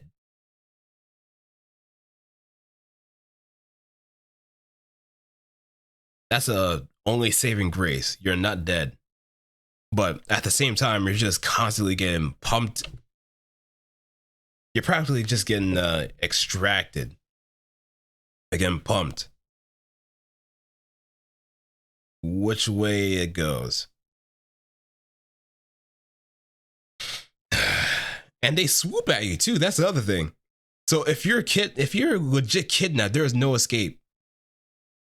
So you better hide inside it and go away from areas where there's actual gargoyles nearby.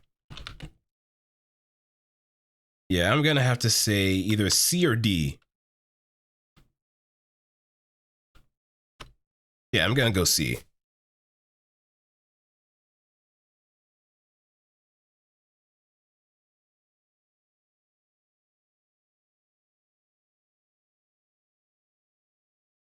All right, Gazer.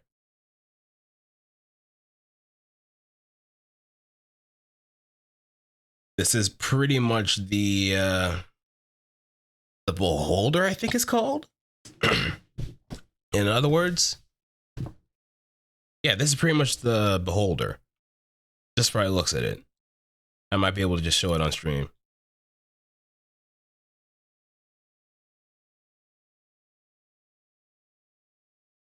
All right, the gazer or the beholder.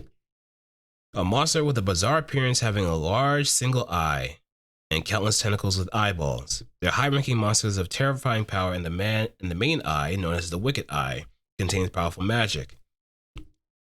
Perhaps for that reason, even after all the monsters assumed the form of women, they retain their characteristic once-eyed form. Spiteful and self-confident, many of them are antagonistic, and they even have an insulting attitude towards people. And they enjoy ravishing humans with using the Wicked Eye. Many spells can be fired off by countless eyeballs that shine alluringly, but out of everything, the ability they're most proud of is hypnotizing. Saimin Jutsu. Oh boy. Hypnotizing those who stare at the eyeballs. Through this, they can erase human hostility and hatred for monsters and implant suggestions such as, I want to be ravished by monsters. I want to ravish monsters. I want to become a monster. This hypnosis is temporary and wears off with the passage of time, but even desires temporarily induced by hypnotic suggestion will generally have a lasting impact on the heart once a person has actually tasted it. When they're especially fond of a particular someone, by using their main eye, they can place them under even stronger hypnotic suggestion. Due to that, the feelings of disgust towards the single eye are erased. Cowards. Embrace the single eye, motherfuckers. I rated a fucking Cyclops for S tier, so you better. Instead, the man will feel that the single eye is essential and overwhelmingly sexy organ. And single-eyed women are the best reproductive partners. Because of this, the man will start to find them attractive to the point of being irresistible with their single eye. Just looking at the single eye will arouse such lust that breathing becomes rough, and the lower body becomes stiff. So stiff and swollen that it is painful. And then, when they force themselves upon the man, they'll be unable to refuse. After getting a taste of their body like this, and knowing the filthy persistent pleasure that it induces, the man will become as if never had any disgust for single eyes from the beginning. Again, cowards! The single eye part of the hypnotic suggestion becomes replaced with the particular female herself, and she remains in the man's heart in truth, and not just due to hypnotic suggestion. It's a rare thing, but in cases where a man never had disgust for single eyes from the beginning, and in the case where, on the contrary, the man prefers single eyes, hypnotic suggestion will have so strong an effect that the man's lust will go wild. Driven wild and out of control, they'll exhibit such a lust and power that he would be mistaken for an incubus, even though human. And he'd end up giving up into desire and ravishing the glorious female before his very eyes. They'll continuously violate until their whole body gets sticky, and the large eye goes out of focus as they're enraptured. In spite of the circumstances of the situation, they have a stupefied look of relief and joy on their face, perhaps because the man accepted their single eye.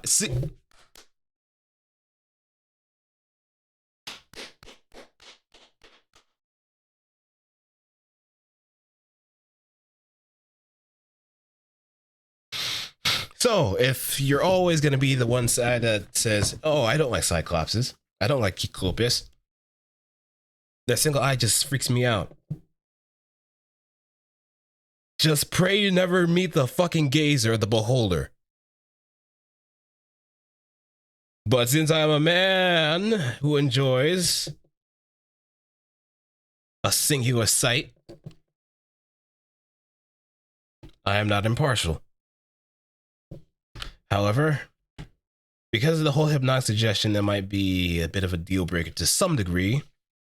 So I am going to put on an A. Just the hypnotic suggestion alone kind of ruins the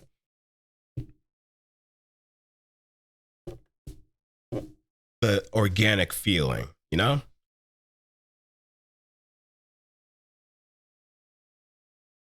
I don't want to become the crazed monster that's gonna do something destructive. Let me charge up first. Fun fact: I think Jade is actually D&D monster. Doesn't mean about. Okay.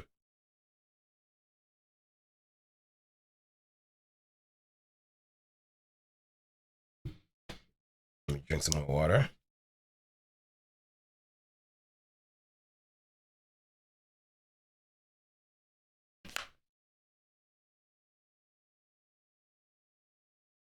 Surprised with well, the thing is I never really thought of like what kind of music I would be putting on in the background. But maybe I can do like a song request at some point. But I usually play like some music before the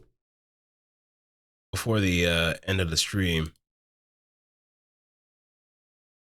I wonder if Stream Elements does, or actually has a player too.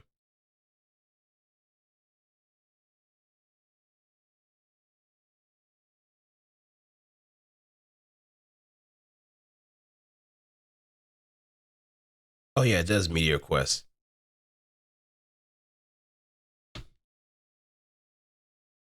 All right, actually viewer requests are active too. So let me see.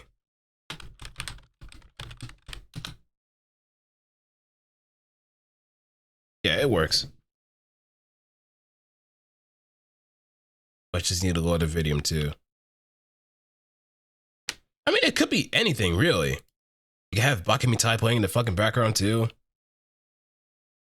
Like all this is just really for fun. It doesn't have to be absolutely screw their heart out sensual or anything of the sort. It's just all in good fun.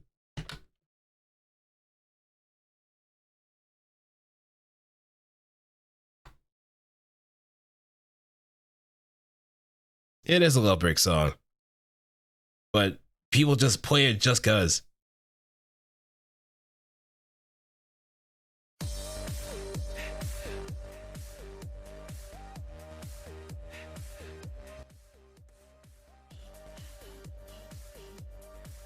All right, let's go to the genie. And I think this might be the last one I'll do on stream. No, I think there's still more. I could probably do one more after this one.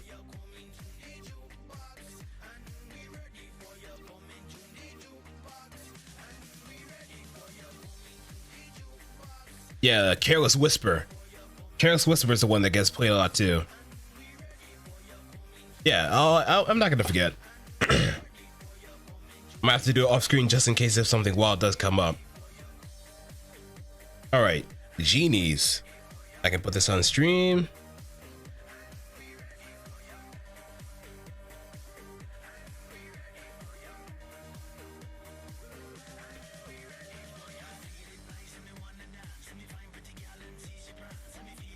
All right. Genies, spirits that dwell within sacred treasures called magical lamps. It is supposed that they were formerly created at the hands of the sun god and given to the desert kings.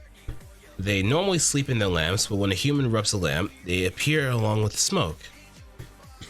They are said to be able to grant the wishes of the one who summons them with magical power that can even be said to be almighty. These beings were originally formed from the sun god's mana. They didn't used to be monsters, but when the Desert King became monsters, they changed into monsters too as a result of their influence. Because sacred treasures, their very existence itself is an almighty spell formula, and they can cause all sorts of miracles using their body. However, the use of vast power is bound by all sorts of contracts for maintenance and control, and they can't utilize their power to its maximum extent unless it's in the form of granting wishes for the one who summoned them. Additionally, the use of that power requires that amount of mana be suitable enough for the phenomenon that it's to occur to be poured into their body, which is a vessel that accumulates mana. Being monsters, they replenish mana by obtaining essence. In other words, it's absolutely necessary for the summoner to have sex with them in order to have their wishes granted. The bigger the wish, the more they must copulate, and the more essence they must pour inside them. For example, if one were to wish for immortality, they would have to end up spending the eternity of his endless life continuously pouring essence inside them, spending an eternity consumed by sex and pleasure. Sounds more of a punishment if you ask me. Especially if you don't have infinite stamina too. The bodies are made for the sake of having mana poured inside, so when pouring mana inside, the pleasure one gains is increased, and the length of ejaculation is drawn out. This extends also to oral ejaculation and saliva swapping. Each time a man has sex with a genie to have a wish granted, he becomes enthralled with the act of pouring mana inside her, and will end up becoming enthralled with the genie herself. Eventually, he will wind up craving the sex with his ejaculations necessary for granting a wish, even more than his original wish. It is said that finally his wish will be to make her his forever. Such a weird chain of words. Furthermore, the contracts binding them were weakened when they became monsters. Basically, they grant wishes to the summoner in accordance with the contracts. But if they don't like the wish, they may demand for more sex than is actually needed. And by proposing even more pleasure, they seduce the individual and try to get them to spend the accumulated amount on another wish. In this manner, having become a monster makes the wild and whimsical personality, which is their true nature, to rise to the surface. And they're not absolutely obedient to the master. In actuality, wishes cannot be granted without their consent, as expected. Also, the magic lamps are items that continually collect mana from the surroundings to maintain the genie's existence. Once they acquire a permanent source of higher quality mana, mostly through a partner, it is no longer needed. It's said that when freed from the lamp's bindings, they are also released from the various contracts and no longer need to obey their master and grant wishes. However, once free and acting according to her own desire, a genie will love her husband or partner and probably try to grant her partner's wishes accordingly. But the cost will be endless sex as much as she desires instead of enough sex to cover just the cost of the spell. So the relationship kind of shifts, the dynamic kind of shifts over from one perspective to another.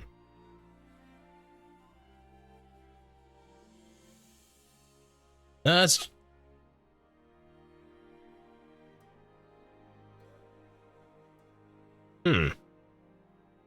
I'd honestly say this is B tier.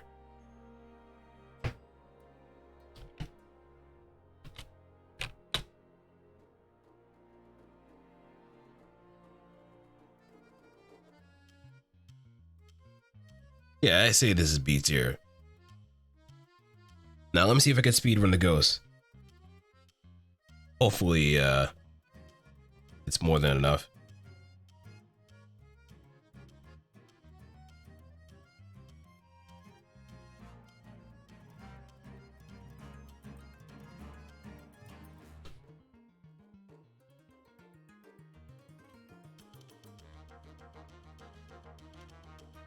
All right, and we have the ghost.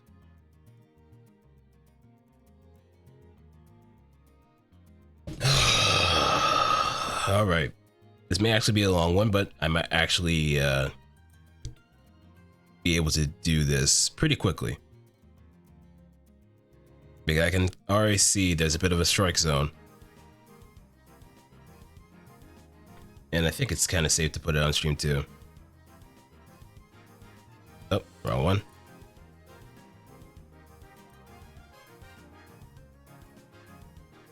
The ghost. A human soul that was bound by demonic energy and transformed into a monster after dying and losing his body. Since they don't have enough magical energy right after being born, they lack actual body and can physically touch other things.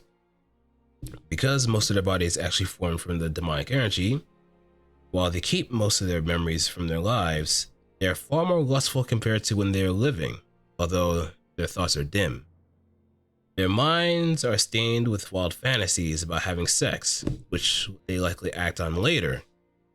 In order to make those wild fantasies a reality, they seek the essence necessary to form a body. They wander places such as graveyards in search of their prey. Since they don't have a body after just being born, they can't directly touch humans, and when they find someone, they take possession of them and try to suck the essence out of him little by little. Once they take possession of someone, they're able to forcibly unify their thoughts with those of their hosts. In this way, they're able to send their wild fantasies directly into the target's mind. Being possessed will be tortured by the lewd scenes of them that are constantly filling their heads. Eventually, after sucking out enough essence, they will materialize, and by that time, the man's head is so full of them that he starts to yearn for them. After obtaining a body, they themselves will be maximally aroused from eagerly anticipating sex with the individual, which in their hearts desire, so he will probably gladly have sex with them and end up continuing to offer more essence. Also, when the wild fantasy is in his head, if one is unable to bear the arousal and temptation, they will masturbate and release on their own. In that case, the ghost will immediately take it and materialize on the spot.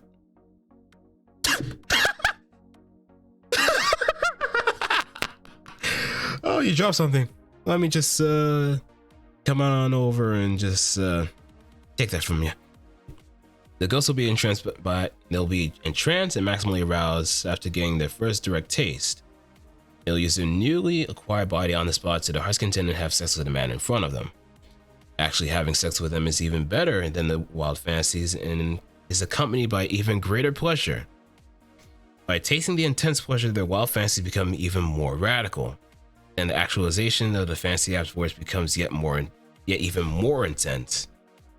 In the case of a woman being possessed, wild fantasies would be sent into their head the same way. A possessed woman has her mind strained by wild fantasies in the same way the ghost does herself. Overcome with lust, she will start assaulting men, and in this case, when the woman copulates with others, the ghost can get the essence too. It is said that ghosts return to heaven once their regrets are taken care of, but their regrets and desires is by and large. I wanted to spend time with that guy I liked and kept fucking him. The more they have sex, the worse their regrets grow. I wanted more rough. Wanted to, oh my god. For that reason, there has been no confirmation of one actually returning to heaven. We remain uncertain about the veracity of this statement. And just like that, we are gonna end this one with the ghost getting this is definitely S to A range.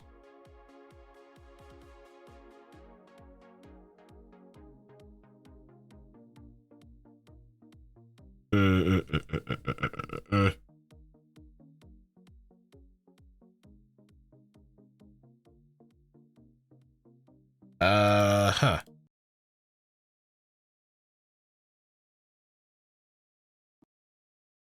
Okay, so this I'm definitely thinking A range.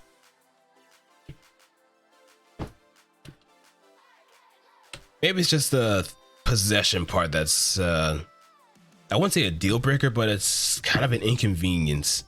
Just imagine just driving by the graveyard, all of a sudden you get possessed by a ghost.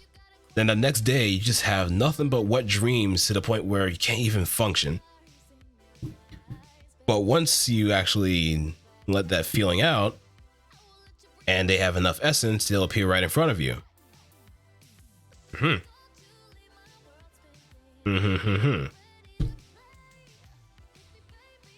Yeah, this is definitely A tier. So let me do the roll of the waifu and we'll see what we get. Yes! Looks like I got the gnome. Wait, where are they? Where are they? Where are they? We're in G territory.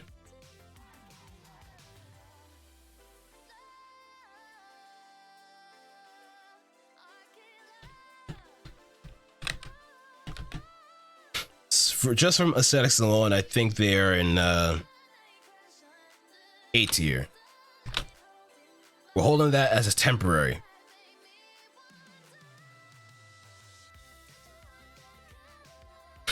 We're holding that as a temporary rating.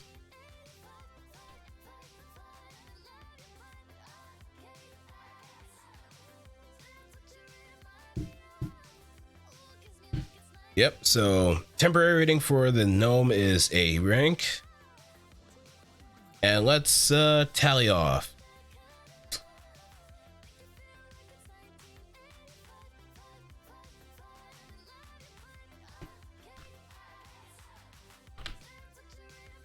All right, it's 133, so I'm gonna start tallying off.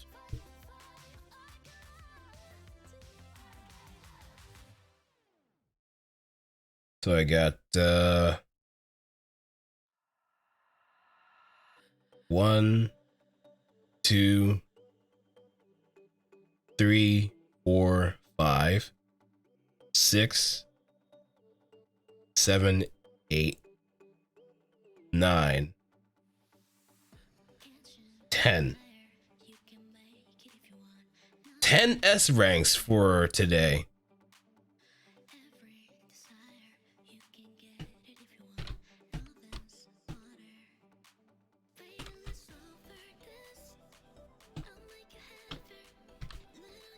And we have 1, 2, 3, 4, 5, 6, 7, 8, 9, 10. 10, 10.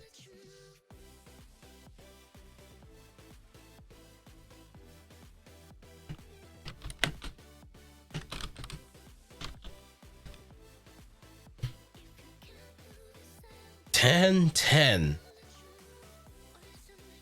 10 is left. Well, she's kind of, well, she is F tier in another way. She's forgotten. No one knows what 10 does in Naruto. It's all about Tamari.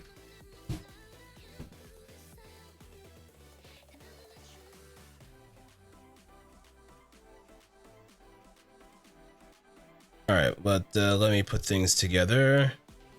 It's time for me to head off to work and get ready to go.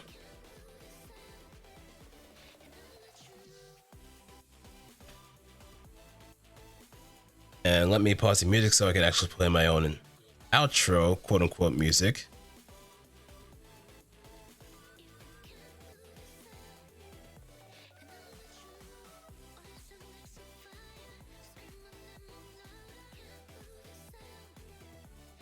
Yep, let me pull my own outro.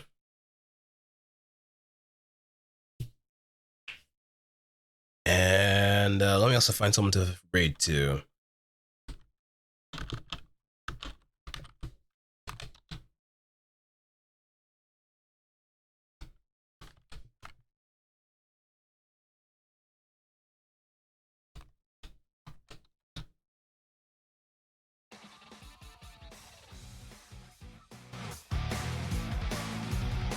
All right, thanks everybody for stopping on by. Hope you had a wonderful time, and we'll start posting up the other rankings pretty soon. And keep your eyes out for day 3 that's coming around the pipeline. I've been uploading these to YouTube, so I guess I'm taking a bit of a risk here and there. But if you want to get the template, just use !template, and you can do your ranking on your own side too. So, see you guys tomorrow.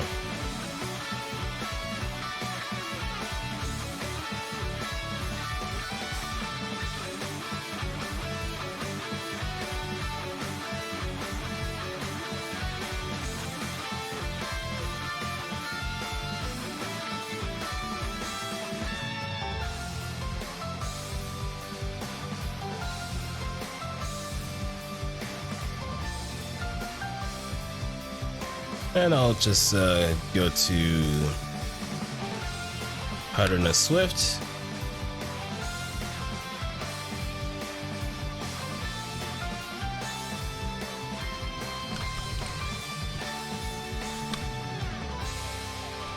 As always, you represent me by proxy with every raid.